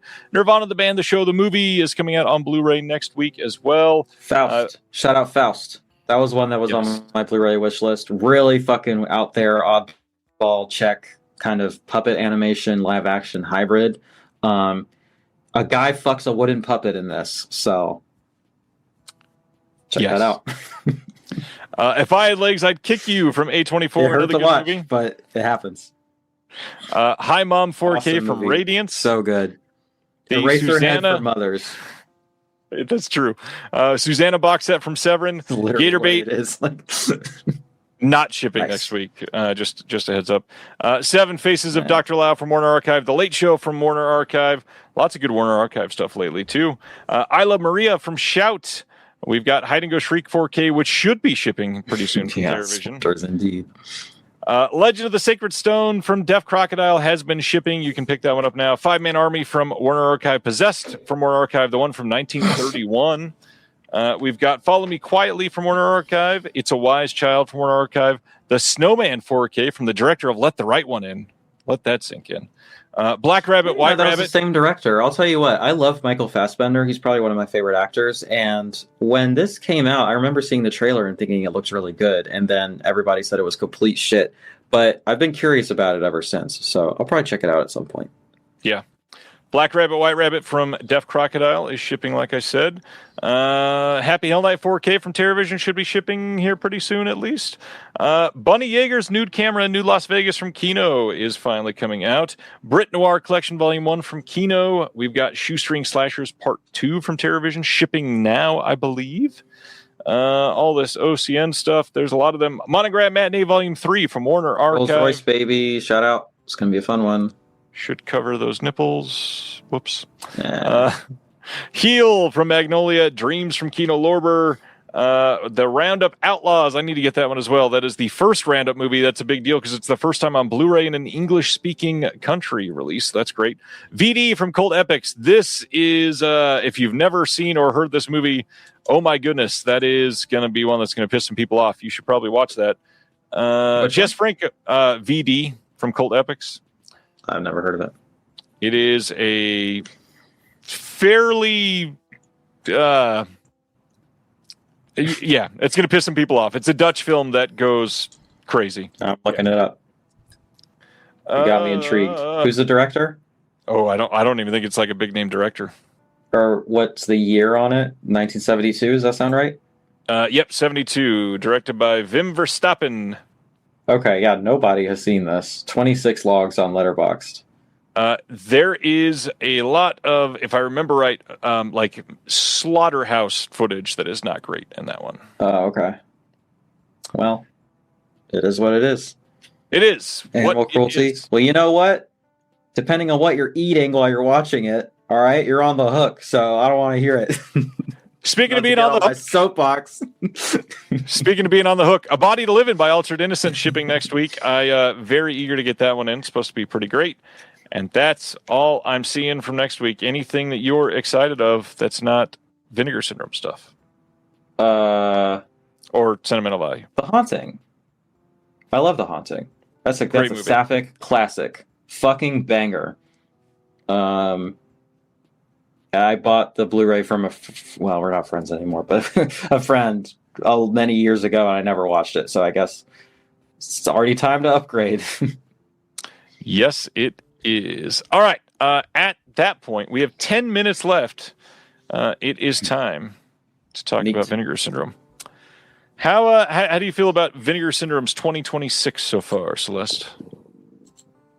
You know, I couldn't tell you. I haven't watched any of it, but I don't know. They're doing their thing. I don't have any like big complaints. I keep up with the Punk Vacation being on it, but also listening to it, and so I kind of live vicariously through them. And you know, it seems like a mixed bag as usual of interesting and subversive and rare stuff, and then some more. I don't know. Not to be not to be glazing VS right now or whatever, but I feel like they catch a lot of unfair criticism from people. I think they catch a lot of fair criticism from people as well, but people who think that they've like lost their mission statement, I'm just like, I don't know, man. Like, yeah, they're putting out some studio stuff, but it's like usually like oddball stuff that other people might not put out at all, or at least won't put out with this level of care. And I don't know. There's so many things every single month coming out that's like, literally, like you go on Letterboxd, nobody's seen this shit, you know, and they're taking a chance on it. They're restoring it. They're giving it some care. The Reviver line is fucking sick. Check out my interview with Oscar about that, where we go over the first title. It's going to be a recurring segment. I'm going to kind of give you a behind the scenes interview, I guess, and review of all of those going forward. Assuming I can keep it up. But they're not going to date me. They might, all right? I happen to know some people there like me a lot, okay? So, you know what? Yeah, OCN is, I don't know, man. It's getting to be almost too much. Like, too much for their own good. But also, I don't know. I'm glad this stuff is out there. You know? I mean, there's just so much that it's overwhelming and like, but I don't know. I think it should all be out there, right? I get it. I mean, I like movies. Just release the movies. That's... Hot take of the night. All right, you're out here liking movies. Okay, like an idiot. But yeah, I get what you're saying. I mean, June 1st. June is partners only month, and they've got 29 releases coming out. We're getting into the 30s at this point, I think. Yeah, it's a lot. It's so many. So tonight, what can we expect? We've got the secret titles that will be revealed. We've got a brand new VSA, a VSL, a cinematograph, a degausser, that's a VHS, variant slipcovers and slip cases. I think that's the first time they've said that before. Merch and more, 50 to 70% off of MSRP of over 1,000 releases. Jesus God, that's a lot of titles. Discounted merchandise. And you can enter the Cosmic Collection sweepstakes for a chance at epic prizes. I don't recommend not doing that shit. I'm not falling for that again. I was about to say, I do not recommend entering sweepstakes. You're giving them money for a chance. It's basically the lottery. It is the lottery, and you know what? I'm a fool. I am so anti-gambling and so anti, lottery and everything. I think it's like a tax on poor people that can't do math. And yet I fell for it. I've done that a couple times, and I'm not doing it again because that shit is, you can translate it straight into money off of your order. That's the only reason I might be ordering something tonight, is because I think I have rewards points. So hoping for new VS dog bowls. By the way, I purchased one of those as a gift for my roommate who is a dog furry, and he uses it to eat out of, and it's really big, it's good quality, and he likes it. So, you know what? Thumbs up on the dog bowl. Well, and speaking of dog bowls, if they don't have any, you can always head over to deafcrocodile.com and pick up this Deaf Crocodile pet bowl. Check that out. Anyways. So tonight you've got the VSU of Explorers that had already been announced as part of the Flash pre-order title. We've got the other stuff that they'd revealed, some other brand new things. I believe there's actually some Melusine stuff coming tonight as well. So make sure you check out over there. Yeah, they're doing 2 releases over there, so I'll have to grab those. One of them from the Oh my god, line. For real. I have been talking about, I don't know, man, that just feels like Justin's sandbox to put out every single merch idea he's ever had, and you know what, good for him. It's pretty funny. I don't think Existence is going to happen. The whole thing is out of print. It's not just a slipcase. Existence is not that was kind of whack. Like, I feel like that was it just a single press and they didn't tell people? Like, what happened? They didn't know that it was only going to be a single press. Well, then that's fine, but I was like, damn. I don't understand Craig's question. How's that different from buying this from them, which they don't even tell you the title of? What is that in reference to? He's talking about paying for the sweepstakes. You're basically taking a gamble there.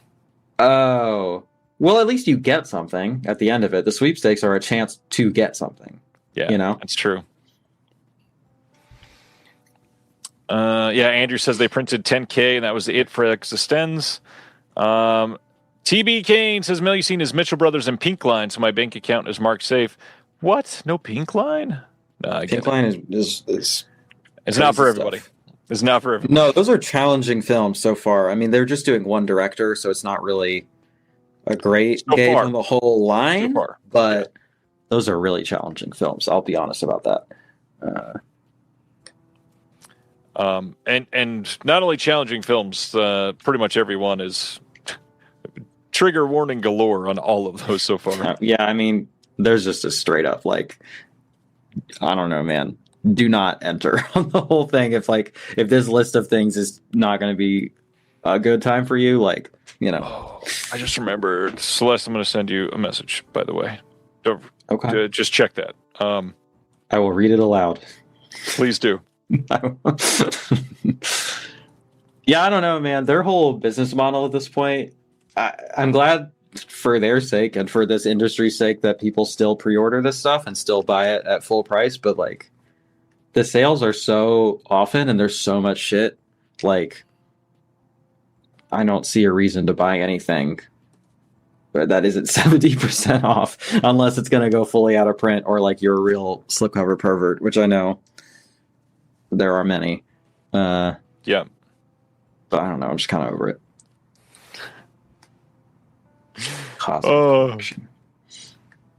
I love like discounted merch. Yeah, discounted merch. I was just laughing because multiple people in the chat are texting me at the same time. Oh gosh. Hey Gage, what's up? It's time to crank our Hogstons. Let's go. 3 minutes left until they open the doors. TB Kane, I kind of am with you a little bit. They're not quite as out there as I was hoping. They're just kind of like, okay, that's pretty fucked up. And then it's like, I don't know. You can listen to all my reviews of them, but I have mixed feelings about them. I'm glad I'm watching them. But how long are the pink scenes in the Sato? I don't know what that means. Pink scenes. Are we actually saying like the assault scenes? Like the sex scenes? Yeah, I think it's probably like a third of the runtime. Honestly. At least, yeah.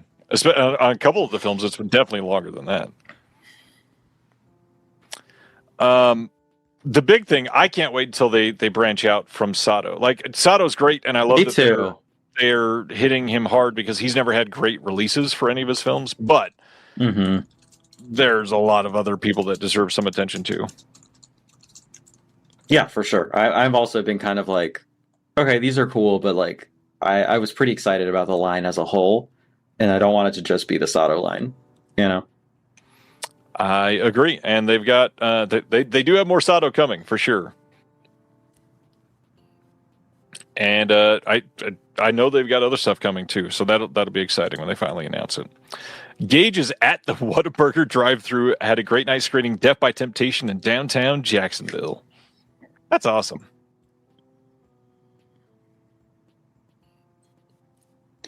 Hell yeah.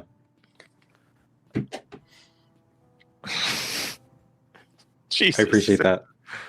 I'm glad.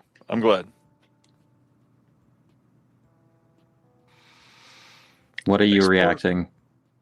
You're getting messages elsewhere, I assume. Everywhere in like 6 different places at the same time. Remember, Explorers releases technically 4 features, 2 cuts, and 2 documentaries. I feel like you could relate to this. I don't mean to flex or anything, but I will wake up some days and I literally have like 70 notifications, and I'm like, this is a lot. I don't know. Like, I need to let me have a cup of coffee first. Like, yeah. It's a lot, you know? And I don't just mean from, you know, fans or viewers or like, I don't know, man. People be talking to me, you know? It could be overwhelming sometimes. It is. I lately, like, if I don't answer messages during some meetings, my phone is like, you can scroll for like 30 seconds afterwards. Mm-hmm. It sucks. No, I'm not complaining. It's wonderful to have connections, and it's wonderful to have attention or whatever, but it can be overwhelming. It certainly can be. Righting Wrongs and Miami Connection. Those are 2 fun movies. Miami Connection is truly something else. It is a wild watch. For me, it is a one-time watch. I think about it sometimes. I think I could watch it again with people. Like if I was hosting a marathon or something, that would kill, you know? Yeah. All right. It is time. We've got time. The Mangler, a 4K of Human Lanterns. Wow. Oh, hard. That artwork is crazy. Bro, that shit is so sick. God damn. Oh, man. I know I was just pooping on slipcovers, but the Human Lanterns one is fucking crazy. I don't even know if you can show it. Oh, boy. That's nasty shit. Oh, don't. Human Lanterns would be a great death metal band name. Yeah, it would be. Oh, man. I know I was just saying I don't need slipcovers, but this shit is crazy. I would probably want this at some point. I can't be dropping $50 on it, but you know, at some point. Pink Line. What is the Mangler? Are people excited about that? Yeah, I would say yes, because it is kind of a big deal because it's directed by Tobe Hooper. Oh, okay. Yes. The Boys in the Band. I was just reading about this for great some movie. Work I was doing. I haven't seen it yet, though, so that's something I'll be wanting to get at some point. Still no muscle on the Pink Line. All right. Let's break some of these down then. The Mangler. Let's talk about this one. So The Mangler is a Tobe Hooper film with Robert Englund. And what is going on with this art exactly? Jesus. So it's a glow-in-the-dark slipcover, I think? What is happening here? So this special limited edition 2-disc 4K set comes with a glow-in-the-dark spot gloss hard slipcase and slipcover combo designed by Black Coffiend with a 40-page perfect bound book and limited to 8,000 units. This is a 2-disc set, newly scanned and restored in 4K from the OCN. New commentary with David Heitner and film critic Allison Foreman. New commentary with Scout Tafoya. New making of doc featuring interviews with Stephen Data Brooks, Robert Englund, and Jeremy Crutchley. Special effects team Scott Coulter, Scott Wheeler, and Todd Masters. Very interesting. Neat. Glad I like they the glow in the dark. That's fun. You know what? A lot of glow in the dark stuff, I don't know, like it doesn't generally have a utility, but if you're like me and you display whatever it is you're watching while it's on, it would be glowing. It would be pretty cool. Also, I see that chunky ass Warner Brothers logo on the spine there. So somebody was talking about that earlier, that they weren't utilizing that enough, but all right, so Human Lanterns is the other VS secret title. Here it is. So this is a 4K. This special limited 2disc 4K set comes with a spot gloss hard slipcase and slipcover combo designed by Wes Ben Scotter, with a 40-page perfect bound book limited to 8,000 units. Cornerstone film in the Shaw Brothers' unique approach in combining traditional wuxia and kung fu filmmaking tropes with incredibly bloody, weird, and stylish 80s horror prolific director Chung Sun's notorious 82 shocker Human Lanterns takes grisly brutality to new heights. This is going to be newly scanned and restored in 4K from the OCN, presented in its uncensored original Mandarin language version, never before released on video, alongside a Cantonese dubbed version featuring an alternate, shockingly different ending, also never before released on video. Both versions include newly translated English subtitles. That's pretty wild. I'm not seeing what are the essays in here? Because it's got the fucking book in it, The Bane of My Existence, but I don't see whose writing is actually in it. Yep, I don't see that either. I bet they will upgrade that later because they just forgot. Mm-hmm.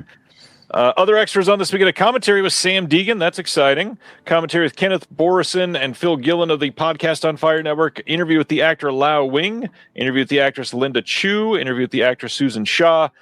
A skinning team peeling back the layers of action. New visual essay by film programmer Kenji McGuire. And then that booklet with not enough information on the writers. So that is Human Lanterns, what they cover I probably shouldn't be showing. So sharing the original tab and refreshing just in case they added the other stuff. Okay, some of the extra stuff. Dig Gausser, we got a Blood Lake limited edition VHS. Tammy and the T-Rex limited VHS. Nightmare Sisters VHS. We've got VSU Roadhouse cover again. Southern Comfort VSU, different cover art. VSR of the Keep is there as well. Vinegar Syndrome Alien Attack on the Video Shack shirt. Vinegar Syndrome Join Our Cult shirt. There is a Vinegar Syndrome. It's good that they're just saying it. Velcro wallet. I kind of like that. That's cute. It's got a look to it. Patch. We love a vegan wallet. Yeah. We got a Cinematograph shirt because, of course, we do.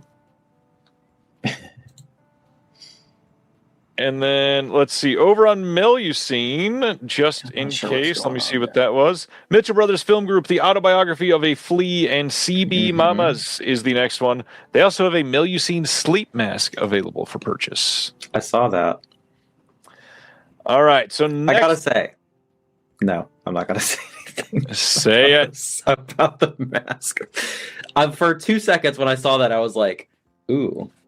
A kink item on the Melusine website that I would use, but it's just. But I already have one, and I think the logo would actually be distracting for the purposes that I would be. Wear it backwards. But then it's going to be the logo on my goddamn eyes, isn't it? Well, that the way that it holds on the sides, it would be irritating in your eyes, anyways. Okay, so the Cinematograph, 4K of the Boys in the Band. For those that have never heard of the Boys in the Band, this is a William Friedkin film that's actually really great. This is pretty nice looking. We got a 2-disc set, new audio commentary with Farrah Freebert, archival commentary with Friedkin, Your Place in the World, a new video interview with the actor and original Boys in the Band cast member Lawrence Luckinbill. Something important to say, new video interview with the film historian Mark Harris, new video interview with the entertainment journalist Michael Musto. Who is she? Who was she? Who does she hope to be? The Boys in the Band, past, present, and future. New visual essay by Daniel Kramer. That's a long title for a visual essay, Daniel. Friedkin Uncut, feature-length documentary from 2018 covering Friedkin's career. TCM introduction to the film by Ben Mankiewicz and Mario Cantone. New text essays by Alonso Duralde, Caden Mark Gardner, Nat Segaloff, and Kyle Turner. Some pretty great writers in there. Mm-hmm. Glad that they were listed. I agree. This is one, they had a paperback book with it, and it is almost sold out already. So if you want that book, get it now. I believe this is Jeremy's he's already bought 3 copies. So yeah, that is that one. Next is Killers on Wheels. This is a VSA that is coming out. There's the slipcover. Shawsploitation Volume 2? 3? That's real small. Text on it. Oh, what? Oh, yeah. Volume 3. That is real small. Shawsploitation. Mm-hmm. I'm noticing that this also has a book, and the essays are not listed. What is going on with them with that, then? Okay, so this is not included with the subscription. Killers on Wheels is part of the VSA collection. This is only available on the website and participating indie retailers. Limited to 5,000 units and has a 40-page book. It says it may, but probably not, to be followed by a standard edition in the future.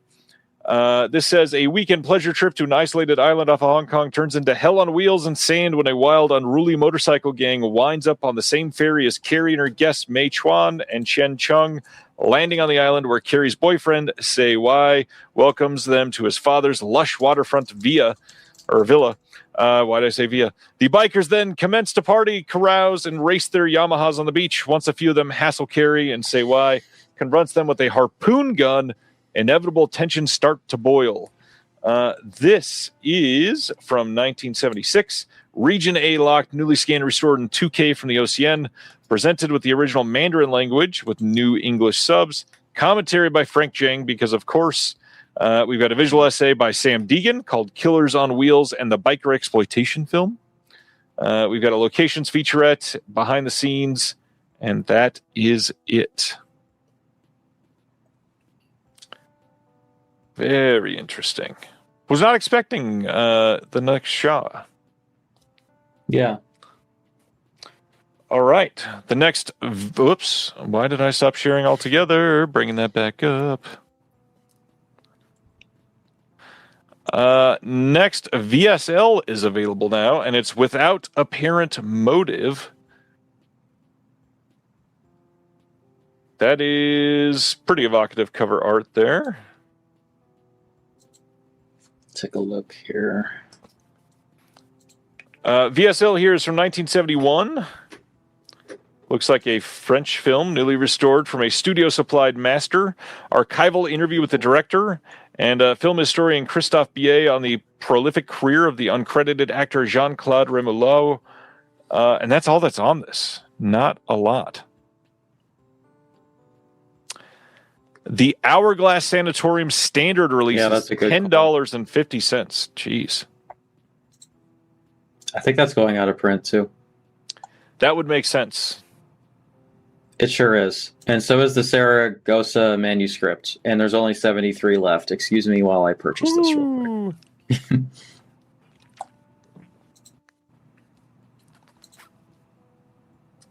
All right. So the VSUs of Roadhouse. So this is a limited edition new spot gloss hard slipcase and slipcover combo for these. Yeah. I will say the booklets are back, which I like. I like that they reprinted the booklets for this. That's pretty cool. I assumed it would just be a slipcase without a book in it. I would agree. So I appreciate that. My other thought, I don't even know if it's worth sharing, but I say this with love. I don't care for either of the new artworks at all. No. I don't understand what I'm looking at, to be honest. I've even seen the movie and I don't know what this is. It's a broken bottle. And then it's it's like his supposed to be face? a silhouette. Yeah. Okay. And then there's like a writing on the back. Oh, okay, I'll keep it to myself. Yeah, I don't love it either. And then the other one, Southern Comfort. This is, I don't know. This doesn't feel like fitting with the movie very much. It looks goofy. Isn't this like a nasty movie? I mean, not kind of. I mean, it says it was like Deliverance, right? Ish. Yeah. Okay. I haven't seen it. I have it, but I haven't seen it yet, so I'll reserve judgment. But if it's more of a silly movie, then okay, sure. And yes, this one. Oh, the slip inside has the OG art. That's really cool. Neat. Yes. Snap Caster Mage says the Keep one is cool, and yeah, of course it is, because it was directed by, or it was designed by Sam Smith, a friend of the show, who's amazing. All right, that's my next question. What's going on here? Because this was supposed to be a retail exclusive thing, right? It's not supposed to be on the website? That's what I thought, yeah. 5,000. They did 5,000 of these? Yeah, after they sold 12,000 of the original. Okay, well maybe I think they probably overshot it and the retailers didn't move the units like they thought. I don't know. This might have been a failed experiment, which is unfortunate because I thought it was like well intentioned, and I really like this artwork. I like it better than the one that I have, to be honest. Ooh, maybe I'll sell mine and I'll get this one. There you go. Nick Meaty says, does the copy of the play come with the Boys in the Band discs? It's pictured but no reference to it. It is likely already sold out, sadly. When I was just looking at it. No, it is still there. The book bundle is there. You can also buy the journal bundle if you want. But yeah, the book bundle. Only 13 left of the book bundle. Mm-hmm. And it comes with the paperback book, The Boys in the Band by Matt Crowley. Only 100 of those. Matt from What's the Idea Editing is pointing out that the VSMC Rewards has the Demon Rat, Santo versus Dr. Death, and Black Cat 1 and 2. I don't think those were there before, Matt. I think you are correct. Doesn't Black Cat have a... No, that was Iron Angels. I thought that had a standard, but... Right. There's probably a lot of rewards points for a double feature. Did we go over the Sato one? Not yet. I was needing to open up in another tab to see if I can show it. You can probably... I'll check for you. It's fine. If you don't... I mean, as long as you... I'll check through as well. Go through the screenshots? Yeah, if you don't go through the screenshots, it's fine. All right, so we'll look at the package. I don't see anything too crazy there either, but... Well, okay. The films of Hisayasu Sato, Volume 4, with Soft Skin, Save the Last Dance for Me, Survey Map of a Paradise Lost. This is... I gotta be honest. Now. Staring down the barrel of another triple feature of these is... I'm a little bit exhausted in advance. But, yeah. You know, just because these are very taxing on my brain because I really struggle to get on their wavelength and understand them. At least they're not long. But still, you know. I agree. Oh, you don't say. Sorry, I'm just reading it. It's like another commentary on voyeurism. Okay. I wonder why. Okay, so these ones are from 1998, 1986, and 1988. 2-disc set, new director-approved restorations performed by VS. Interview with Sato on Soft Skin. Interview with Sato on Survey Map of Paradise Lost. Interview with Sato on Save the Last Dance for Me. Interview with Kyoko Godai, co-writer of Soft Skin. Shinjuku with Hisayasu Sato. And then the one they don't want you to see, a bonus interview with Sato on Horse, Woman, Dog. Interesting. I never thought I would see the word whimsical be used to describe any of this man's films, but there it is. So now I'm intrigued. Andrew says, don't sleep on Kamikaze 89. All of the Haas standards are $10. Jesus. They really want to get those out tonight. Crazy. I think they're going out of print, so I guess they're just clearing. Although I don't know about the third one. I don't know if I saw that. Let me double check. The I think third they're one all is yellow not veil? out of print. They're all yellow veil, but the third one looks like it's staying in print. So, but $10 is a good price. How to Be Loved? Yep, $10. Neat. And yeah, the slip is fucking. That's a good call because the slip. I don't know if this is a mistake. You might want to get on that because the slipcover is not discounted at all. Oh, wild. I feel like it should be at least a little bit, 50% at least. I don't know, but I mean, somebody yeah, was asking about Intrepidos Punks. I love that movie, and it has maybe the. Well, how do I say this? The number one earworm theme song of any movie I've ever seen. It's in my head constantly.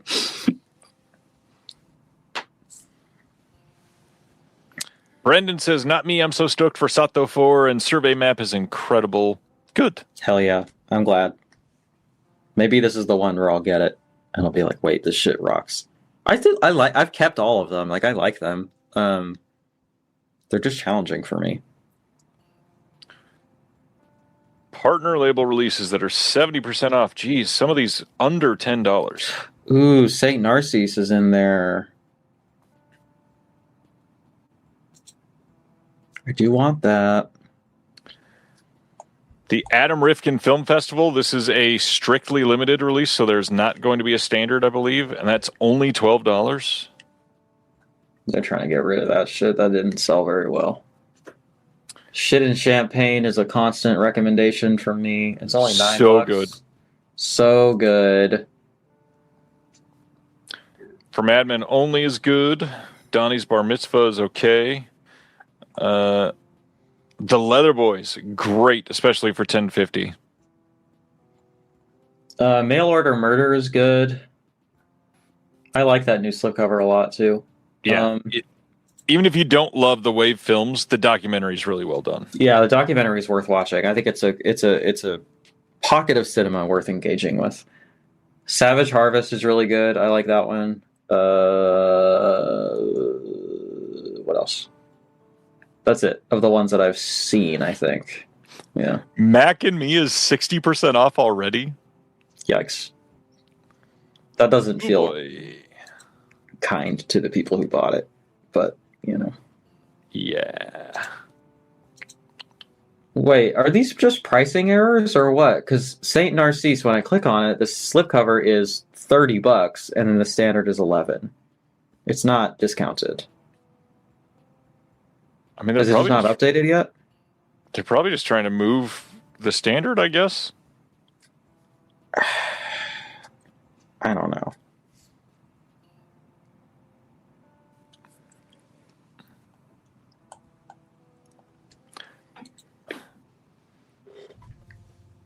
I mean, either way, that is weird. I mean, the slipcover on that is fucking awesome. So, well, they're doing it for a lot of these things. So, like, the Rage Carry 2 is 60% off, but only the standard edition. The standard edition is $20. The one with the slip is $45. They've never done that before, unless Never. I'm remembering. So, Never. I wonder if that's a mistake and it's going to be fixed. Not sure. Yeah, this is definitely some weird stuff going on there.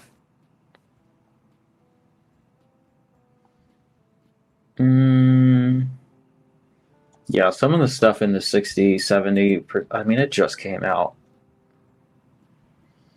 Oh, Hourglass Sanatorium is coming out on 4K. Is that announced already?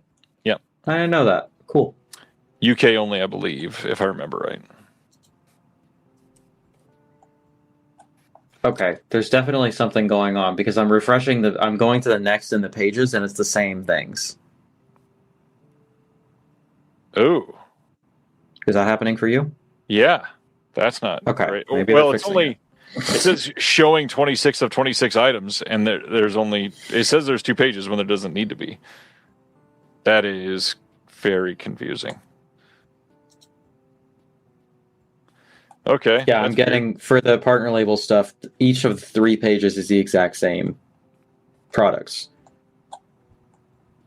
Like,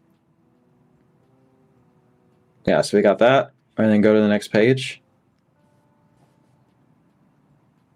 It's the same ones. Oh boy. So, okay, so they're fucked up. Vinegar Syndrome. What has happened? They're usually kind of on it, you know? So I guess we shall wait for them to get it together. How many rewards points do I have? Let's find out. Yeah, this is definitely weird. There is no page 2. Yeah, this is definitely. Usually they don't have an issue like this. Mm-hmm. Mados is saying, I'm sorry, what's the problem with the site? If you go to the sales sections, it says there's 3 pages, but it's only loading the same page on all 3 pages. So there's only 1 page. And then the other thing, they're discounting the standards and not the ones with the slip, which a lot of people waited for the sale to be able to get the slip on sale. So certain things like Carry 2 is $45 for the slip and $20 without the slip, which means the slip alone is $25 for Carry 2. That's crazy. I think that's a mistake. I think it's going to update. And that's whatever the issue. I think there's a similar issue going on with the pages. Like something is happening behind the scenes. Where they're trying to fix it. Macamee, not a mistake. From $70 down to $27. Sheesh. Yikes. To everybody who bought Macamee full price. Fuck you, I guess. Yep.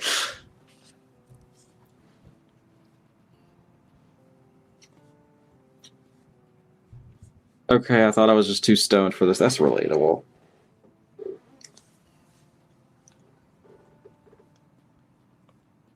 The art on the Tammy and the T-Rex VHS is pretty good. It's cute. I like this artist.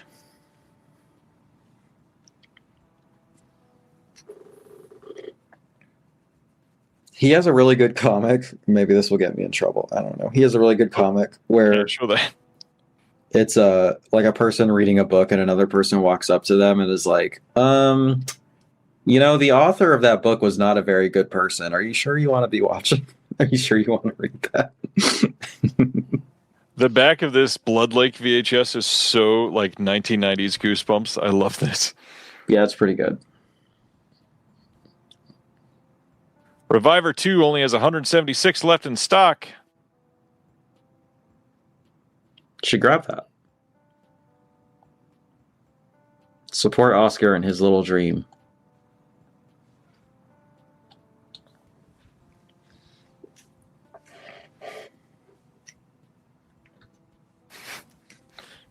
Did you see the back of the Join Our Cult shirt? Pretty good. That's the back? Yeah. What does the front look like? Okay. Yeah. That's not a terrible good. design. That's pretty good. I have a feeling they're going to sell a lot of wallets.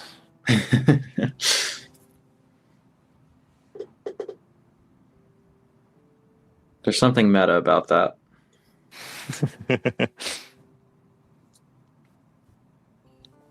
On account of all the money you're going to be spending.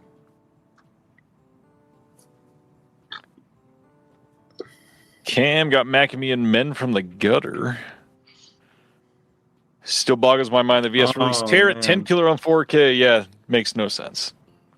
Oh, I disagree. I actually really like that movie, and I think the 4K looks beautiful. I think it is a baffling It does look good. I don't know who was asking for that, but I don't know. It looks beautiful. Like that's actually maybe one of my favorite 4K transfers I've seen. Like it's just a vibe. Like the colors on it are so beautiful, and the grain is so like it's almost like noisy, but it's like it gives it like a real texture, and like I don't know. I fuck with it. Stinky bad. What is stinky bad? The Camille Keaton in Italy said it is so bad. Is it really? I was Yeah. wanting to maybe get it at some point because they keep trying to get rid of it. Yeah, they've been trying to like really talk people into that for years.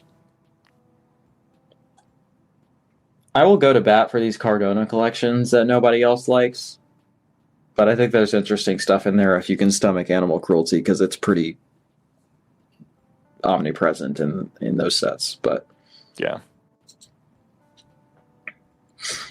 $24 for Camille Keaton. I mean, still over 2,000 left of these. That's brutal. And by the way, that has been cheaper, like much cheaper in the past. I think it was even $15 at one point. That's brutal. They can't get rid of these. They can't give them away.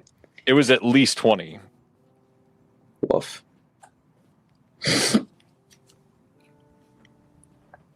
Are the movies just like really boring? They are incredibly boring. Behind the Green Door soundtrack, 30% at VS for $6.99 on Melusine. It's $7.99. No tax on Melusine. What the heck? I guess that depends on your state, because they do so much less business over there. I think they don't hit the tax thresholds. Yeah, it's in true. Some states. Madhouse. One of the quick click degenerates and get the book bundle of Boys in the Band. Hell yeah. Okay. Some people are fucking with the Keaton set. I'll wait till they're doing a BOGO deal on it. You know. Free with any other item.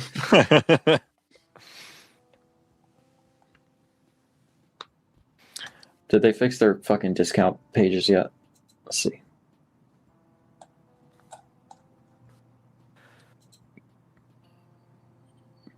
Nope. Man, I keep waiting for them to like really refresh their VSMC rewards. Nothing great. Yeah. I mean, I think the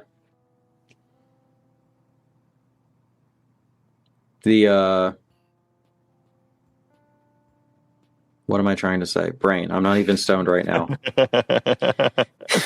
You know what though? Another fun update about me. I am tapering off of SSRIs that have been on them for like 7 years. Oh, and no. I'm switching to Wellbutrin. So I think it's going well so far. It's only been like less than a week, but if I suddenly go completely insane and do some crazy shit, you all are the first to know why. We'll see. Having fun with brain chemicals, haha. Let's give this a shot, you know? Yeah, me too, Brendan. I've been waiting for Cardona Volume 3 because they promised it. And I'm excited to complete that set and watch those movies because I'm on his wavelength. I think he makes some cool stuff. Yeah. Shout out.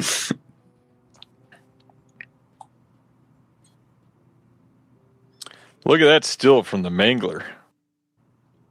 I mean, that's pretty mangled, so, you know. This movie does look a lot better from these screenshots.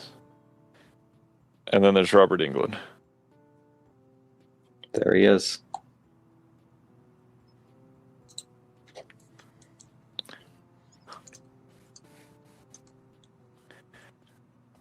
We need to bring back 1980s electrocution graphics. Oh, we got deals on Melusine? Okay.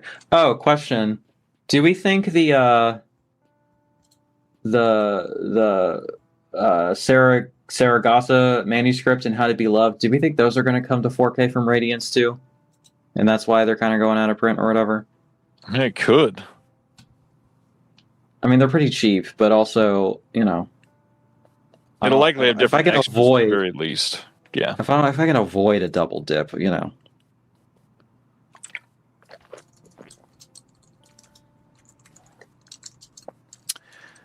Snap is asking, is Don't Go in the Woods Alone worth it for $12? Yes, primarily because it is like quintessential classic VS type of release. It was one of their first big ones. This is a film that people were after for years in a proper release, and then VS released that in like the second or third year. I've not seen it. It's good, not great, but it's definitely worth owning. Nice. Well, all right, hold on. Let me check the scene deals before I blow my load, so to speak, on my rewards points. The 70% page is different now. There's only 11 releases there. Man, I don't know what they got going on over there. I've heard that's like an all-time bad release. It's not great. It's okay. They've definitely fixed them though. So now the slipcover is discounted and the standard is discounted. Nice. Okay. Master of the World. 60%. Now that's a bad one. 60% off some stuff on the. Okay, finally, some of this stuff is 60% off on the Melusine site. I was confused why they were not doing the steeper discounts over there, because a lot of that stock has just been sitting. Ooh, now I gotta... Jeez, Naked Came the Stranger, the deluxe one is only $21. I know, it just came out, too. I don't know why that one is the one. Is it? I'm sorry, y'all. I know I didn't like it, but I didn't mean to tank your sales. Pages are fixed? Nice. Everybody get Fireworks Woman. Yeah. Great Fireworks piece. Woman rules. I have the poster up in my living room. It's a conversation starter.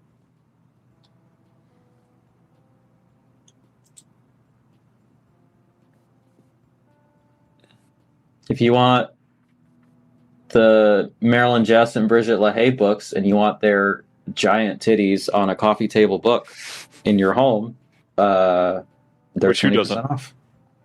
Yeah. Oh, all the books are 20% off. So we have the Jasper Sharp book on here.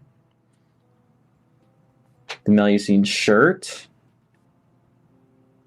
Ooh, the Wakefield Pool memoir is on here. Lots of stuff. I have one left of the Inside Jennifer Wells shirt in my size. Mr. Fat Man says, wait, they're broken in a slightly different way now. Okay. Interesting. The Reflecting Skin is awesome. Yes, it's worth getting. It's a great movie. Now, do I want Jennifer Wells giant titties on a shirt multiple times to wear to the grocery store? I can't wear that on stream, is the thing. Which is the perfect place to wear it, but I can't. Right.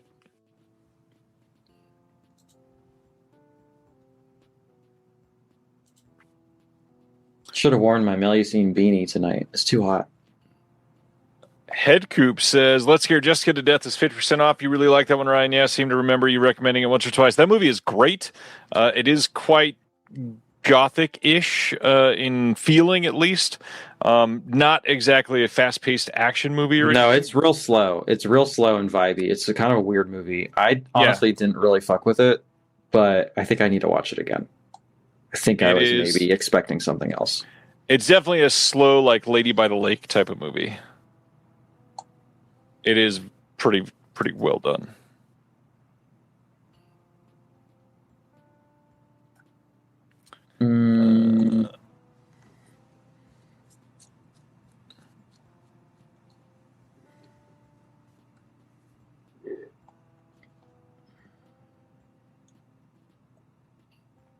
Scorpio 70 is one of the most boring movies I've ever watched in my life, but the shirt is pretty cool if I'm being honest. Never seen that one. It's one of the Dystropix. Are they... Nope, still not fixed the Rage Carry 2.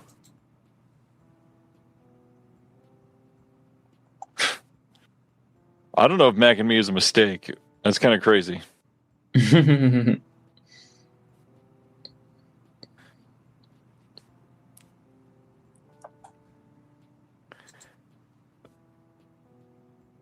Jeez, the Some really cool looking books on the Melusine site. The dark half with money the every time. slipcover is $28 and the standard is $38. That seems right. The standard should be $10 more on sale. Cool. Yeah.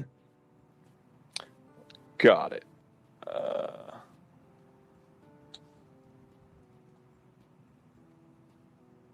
Yeah, I don't know what's going on. Vacation of Terror is awesome. Those movies are a lot of fun. I reviewed it back in the day.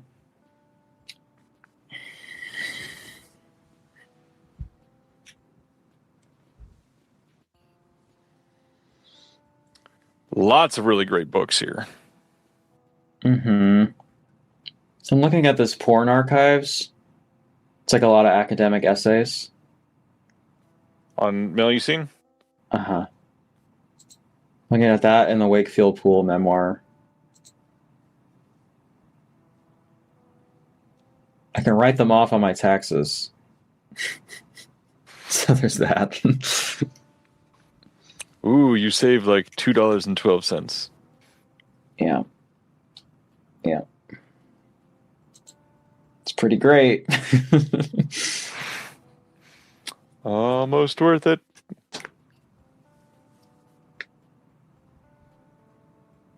Lady Reporter is okay. It's fun for what it. The transfer is pretty rough, to be honest. Yeah, I'm sure that Jasper Sharp's book is incredible. It's just expensive. It is genuinely great. Larry Fessenden. I love Larry Fessenden. If he's your jam, you're going to really like those sets. They do look fantastic. I don't think he's made a movie that I've not liked, but if you got the Scream Factory ones, it's not like an essential upgrade. If you don't have any of it, I think he's a really fun filmmaker. Have you seen much Fessenden or anything from Fessenden? I've not seen any of it.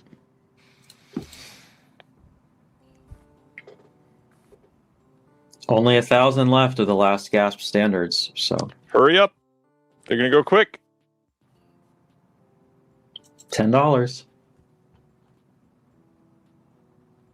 Oh. Uh-oh.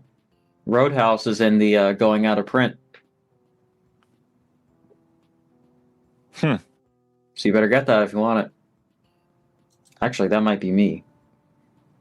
And the standard is sold out. So that's it. This slipcase is it.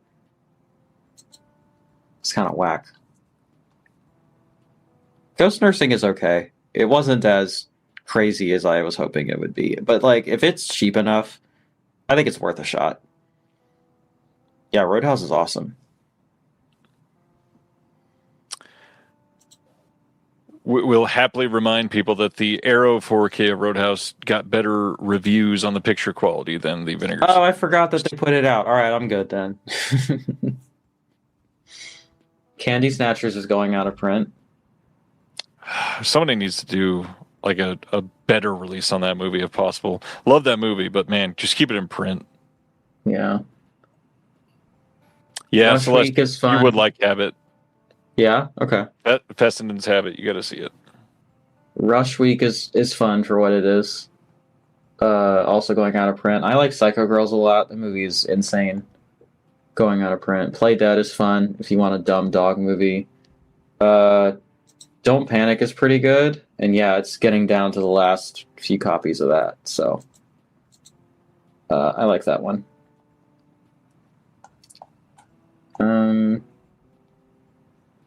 And that's it. There is still no listing on who has the essays on Human Lanterns. Well, they're trying to fix the whole website right now. They'll get to it.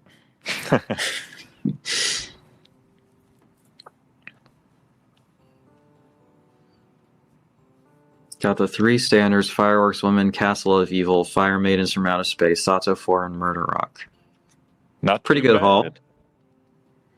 Don't Panic is great. A lot of love for Don't Panic. I enjoyed it. I enjoyed all of those movies. The t-shirt of them is also on sale. Yeah, watch something fun. Thanks for hanging out, Brendan. Shout out. I should probably say I probably need to call it kind of soon. Understandable. How long have we been doing this? 3 hours? Okay. Yeah. The dogs will be all right, but I gotta stop. I gotta go pop in and feed a cat too. So yeah. Jeez, the VS zines that they're doing are under $5, by the way. I saw that too. Man, the whole site is fucked up. The Pact is, it's not marked down enough. It's more expensive than it should be, even though it's advertised as 60% off. Get it together. Amateur hour over here. Very weird that all this is happening. They've been pretty solid for a while. I know. It's like I've never had a problem. I think the last time I remember them having a problem was like 2016. I've not seen either of those. Castle of Evil and Man Who Could Cheat Death.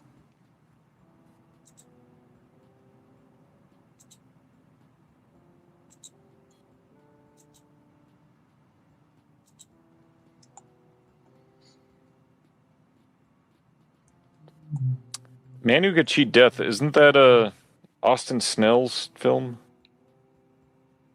Don't know. Oh no, Terrence Fisher. That's the old. I think it was a Hammer movie, right? Yep, Hammer. I don't know. If you're like a real Hammerhead. They Call Her Death is the one I was thinking of. Hey, Michael. What's good? Hold on.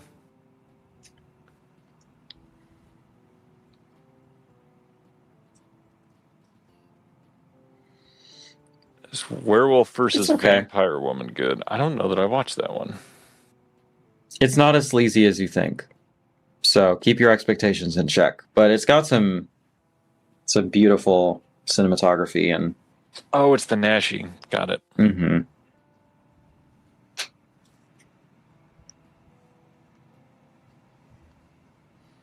Yeah, it's kind of tame, but it's fun for what it is.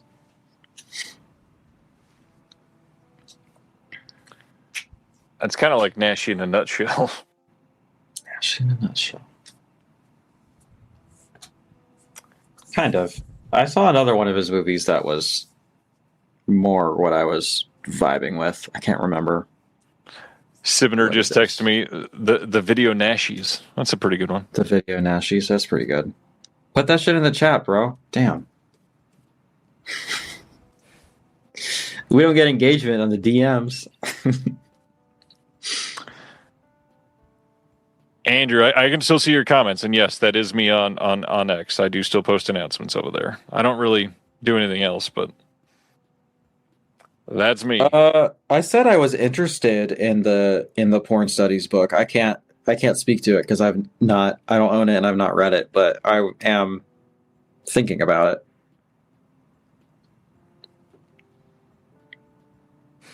That's a good reason to watch a movie.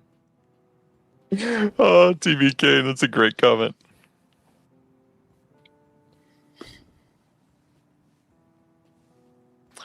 Anytime, Andrew, I'm here for you. I think it's bedtime. See you later, Colton. See ya. Michael says I don't even jump on anything on these deals. I wait for the 7 days of deals instead. Well, if they do those, yeah, I mean, that'll be the first week of July, I would assume, which if they are doing a subscription, that's when they would be doing that for the next 6 months. Oh, you're right. They're doing that then, not tonight. So the Deaf Crocodile comment is moot. Never mind. Ignore me. If they do it, they don't always do it. I think. I think they've always done it. I could be wrong. Madhouse is asking about Ma Mare. I've still not seen Ma Mare. That seems like a Celeste movie, though. It's awesome. I love that movie so much. That's what I thought. That movie is fucking crazy. Is it on sale? Or, like, is it on a really good sale? Let me see. I love that movie. It's $21, so. Yeah, okay. Standard is 18. Hey, Yeah. Gregory. Damn. What's good? Andrew says, do you know if Deaf Crocodile or anyone else would consider more Lipsky releases? Oh, absolutely. There's quite a few labels that would consider more Lipsky. Maybe if you stop giving them so much Lipsky, they'll get around to it. Sorry. It was not good. But I was like, I can't sit on that. I gotta say it. That was just all of the low-hanging fruit in one grab. Mm-hmm. Mm-hmm. Mm-hmm.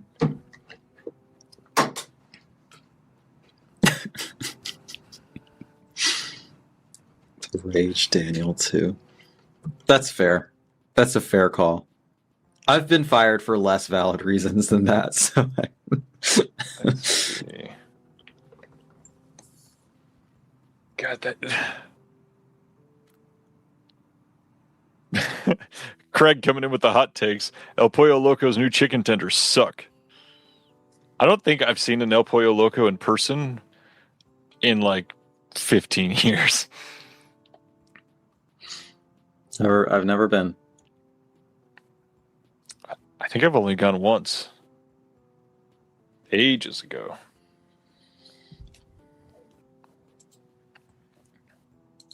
Oh, I don't know if the Mamere release is good because I don't have it. But I watched the movie and I gave it a 9 out of 10. Which is high for me. It looks like the release is pretty bare bones, so.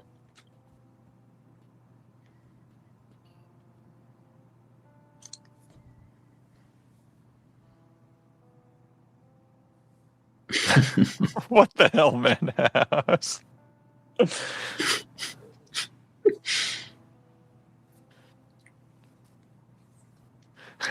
Sivner.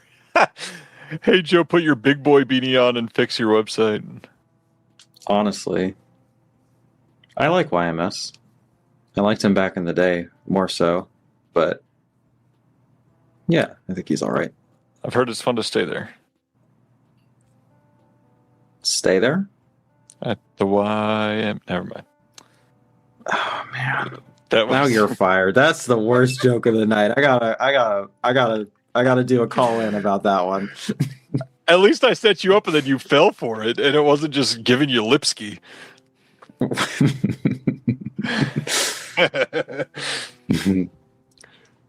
The people listening to this as the podcast version tomorrow are not going to be happy.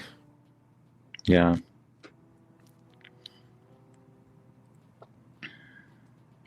Andrew's talking about the Rage Carry 2 having good gore and the director didn't care. Yeah, that's a weird movie. I haven't seen it. It's still very weird that they gave a 4K to the Rage Carry 2. Oh, that makes sense to me. They give 4Ks to so much shit. Like, that has a good amount of name recognition, so I wouldn't know it's not on sale. I mean, yeah.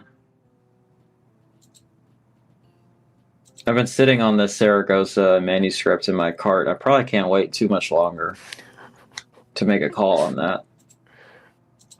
I mean, it's going to be free for me. I don't know why I'm waiting, but I guess I don't want to use up all my points all at once. Okay, so I was trying to look through the new Melusine title to see if I can share it, because not always are the screenshots bad or inflammatory. This is easily the worst, I think, screenshot I've seen from a Melusine title that they were announcing. Look at this. Yikes.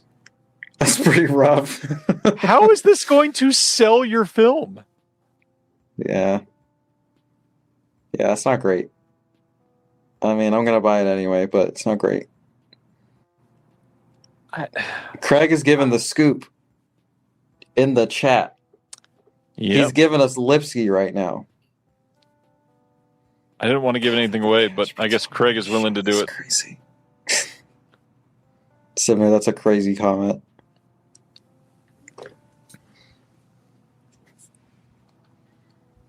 Is a Cash Patel money shot just a cash shot?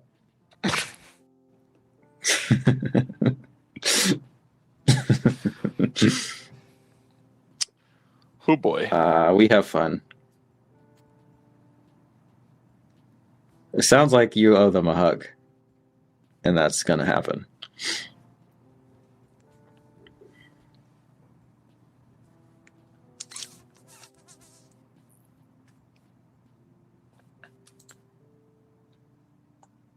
I've been staring at this Tremble All You Want for quite some time because it's going out of print entirely. Note, not for sale in Japan. Why? It's illegal there or something? Well, that makes me want to watch it more.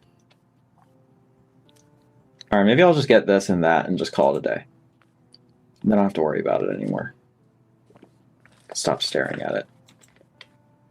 What else do we have here?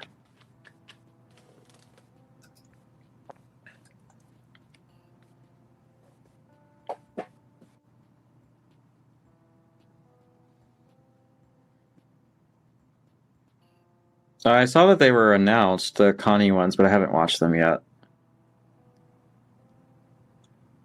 Get Explorers? I mean, it'll be 70% off in 6 months, so, probably get on that. But maybe like 3. Craig is saying, I missed something, I think. Why so quiet? The VS site is broken. Like, a lot of the deals are not deals right now. We're just kind of waiting for stuff to get fixed. You click on the Rage Carry 2, and with the slip, it is $45. Without the slip, it's $20. Something screwy is going on.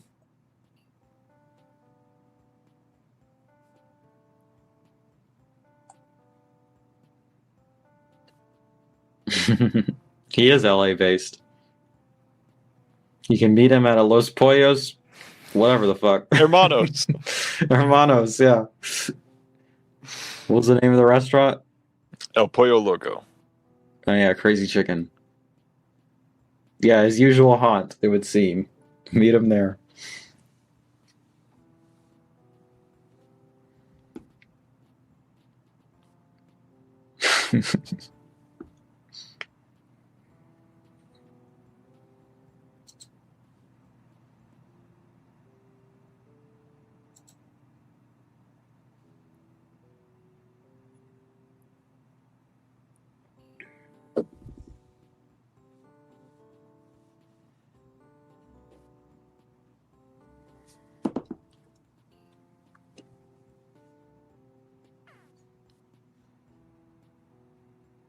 And silence.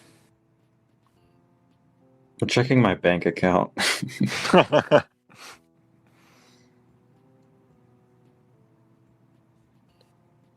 Transmission? What is that? The Radiance sub-label, I guess, maybe? Oh, yes. I think you're right. Yeah, the Office Killer is definitely not going to be on sale yet, Head Goop.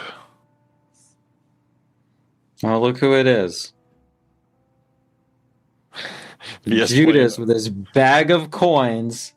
Homage to Seven. Post fucking trivia night.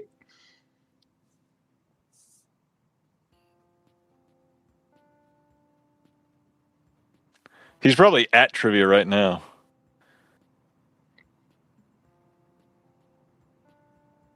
You're welcome. All right. Thanks. Hey, I did. Anthony.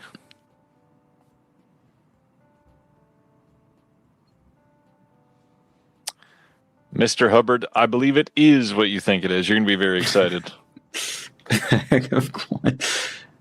The 30 pieces of silver that you're given at trivia night for betraying us. Andrew, yes, in a few different ways. Yes, I do, kind of. I think you were dubbed the 5th Beatle of Deaf Crocodile, so the answer to that would be yes, I think.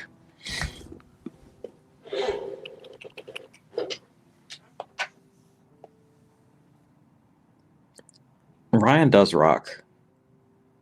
I'm always Stan, saying this. You're looking at a 4K of Toby Hooper's The Mangler, which kind of curious what you think of that. For those that don't know, Stan is quite close with the Hooper family, has been on set for multiple Toby Hooper films.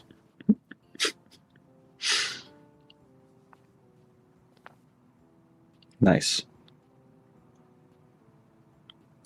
Yes, sir. With a glow-in-the-dark slipcover, Stan.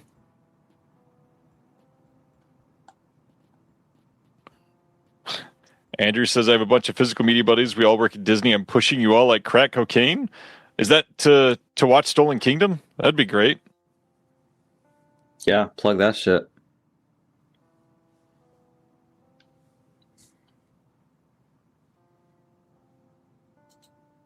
There you go.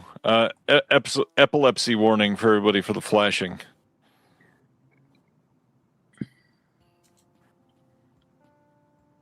Not that kind of flashing. Don't get excited. Sibner says, just to point out, the Mangler is $4 more than the Rage Carry 2 right now. What in the world? That's crazy. The Rage doesn't even glow in the dark. And the Mangler doesn't have Carry 3. I don't know.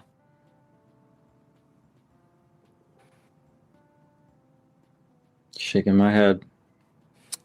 Too bad. All right. Anything else people want to look at? I know Celeste has to go take care of some. Oh, it is 1 a.m. I should call it. Yeah.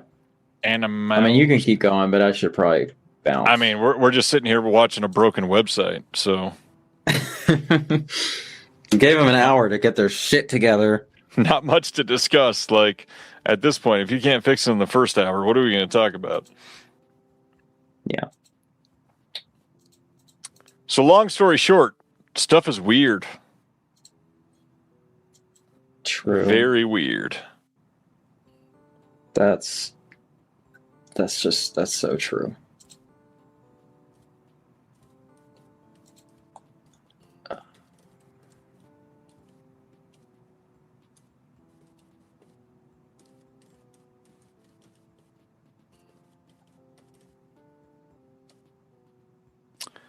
Yeah, I bet it's a nightmare over there.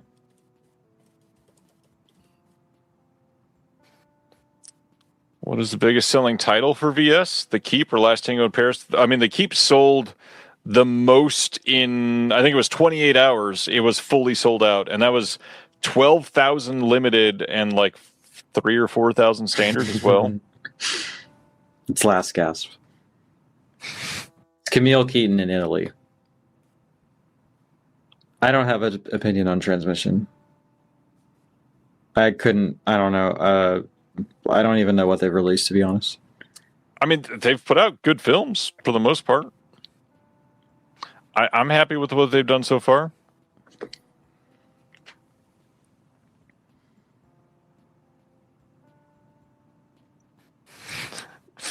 Sibner wants to come on and do his Frank Tarzi impression live. Well,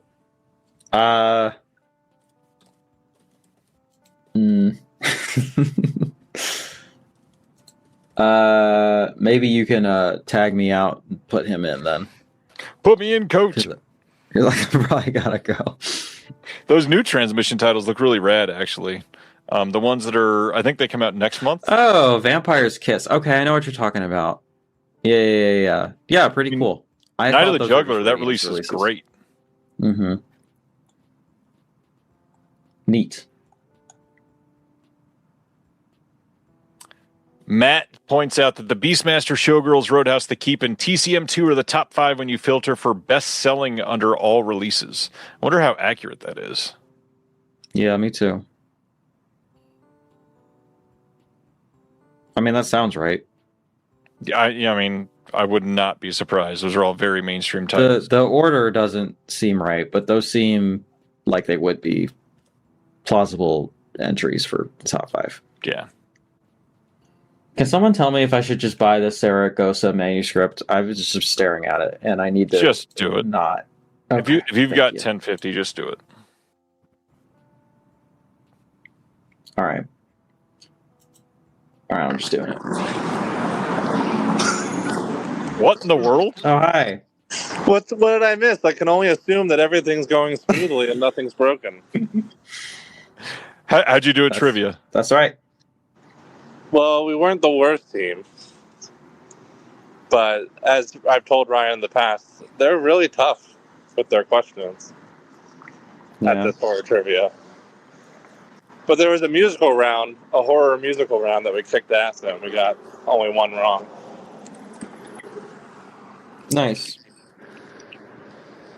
Anyways, I heard Celeste was leaving, and I thought I'd pop back in quick as I walked to my car just to say hi and goodbye. I am. I also remember that they're going to make me pay for shipping, so whatever. I'm kind of over it. All right. I'm going to go hang out with a lot of them. I'm watching 4 dogs tonight, so. That sounds delightful. It is actually pretty delightful. Jeremy, Head Coop says you're walking too loudly. Me, but, you know. All right. I tried to type loud in your absence, but it's just too quiet. I don't know what to say. I meant what I said in the chat. I'm going to have to go back and watch the replay of this and see what all the smack talk. I think it was pretty minimal. Well. Yeah, well. This has been a little underwhelming, it seems like. And now Jeremy's phone is echoing like crazy. That's just Burbank traffic. No. It is your phone. I can hear my voice. Oh, I'm sorry. Well, let me get into a slightly quieter area. Okay. Well. Thanks for coming back for the last 20 seconds. Celeste, be safe. Everybody else, thanks for hanging out. Peace out, team. Thanks for hanging out. We'll see y'all in 6 months. Oh, can't wait. 6 months. Have fun with the pups, Celeste. Have fun with the dogs? Thanks, I will. And everybody come back next Thursday with Sivner being the guest. And everybody go see Stolen Kingdom on the roadshow. Yes, please. That's right. And if you can't, go to the Letterboxd video store and get it on VOD. And if you're here in LA like me, come see it tomorrow at Stolen Kingdom and say hello. All right. Before we go, this is a great idea. Jeremy gives us one question from the movie trivia, and whoever gets it first, wins an all-expenses paid trip by Ryan to beautiful Kansas City. Okay. Him and his family. Okay, here's the question. What 1995 movie marketed for children, like a kid's movie, did the Crypt Keeper make a cameo? This was one of the questions in tonight's The Witches? The Crypt Keeper. That's not 1995, I think, right? I think that's... No, that is incorrect. Sorry, I didn't hear you. All right, well... Guess I'm not going to Kansas. I can tell you the correct answer once you ask me to, and I can also tell you what our team guessed and got wrong. All I can think is Casper, but I feel like that's wrong. I wish you were on our horror trivia team, Ryan. Is that right? You win an all-expense paid trip. You win an all-expenses paid trip to your own home. That was the best outcome. The correct answer is Casper, and my team put Space Jam, which is 1 year later and did not have a Crypt Keeper cameo. I kind of wish. I guess the question didn't specify horror, so all right. It didn't specify horror. I think the concept of it being a question about the Crypt Keeper made it part of horror trivia. But to be fair, I would love to see the Crypt Keeper in Space Jam. We thought maybe he was like in the stand somewhere as a cameo. Yeah, that's not a bad guess. But we couldn't come up with any other... the fucking nun from the Devils is in the sequel, so you know. Yeah. Wow. Well, congratulations, Ryan, and move out to Los Angeles and join our horror trivia team. I would love to, but I technically don't have a paying job at the moment until everybody goes and sees Stolen Kingdom. So, hey.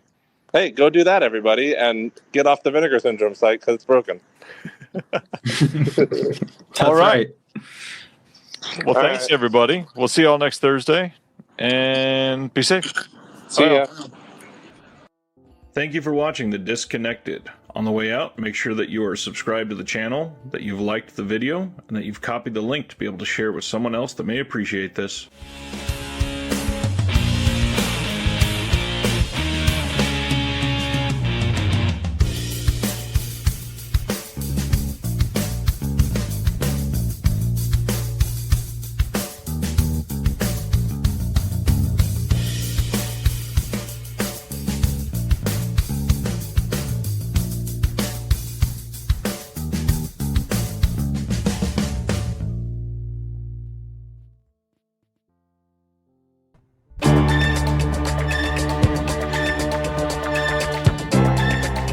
Welcome to the official Deaf Crocodile podcast. I am Ryan Verrill, and every month I am joined by the owners of Deaf Crocodile themselves, Craig Rogers and Dennis Bartok, as we share the stories behind the restorations, the acquisitions, and the special features behind these restored home video releases curated by Deaf Crocodile.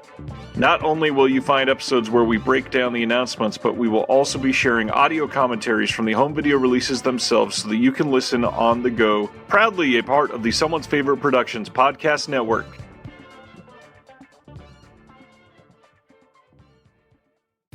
Hi, this is Tony Meaches. Hi, and this is John Matthews. And we are the co-hosts of the podcast Imprint Cast, the podcast dedicated to the Australian boutique label Imprint Films.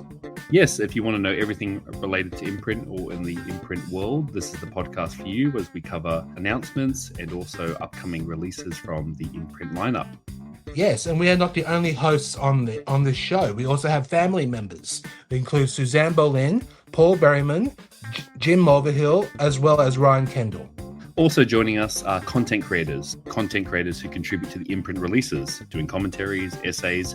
They're actually on the show discussing the releases they worked on via deep dive episodes covering various titles. You can also watch our videos on certain episodes with the content creators as well as us, as well as the family members. And of course, you can always listen to this podcast wherever you listen to your podcast and our YouTube channel, Imprintcast. And don't forget, Imprintcast is a part of Someone's Favorite Productions podcast network.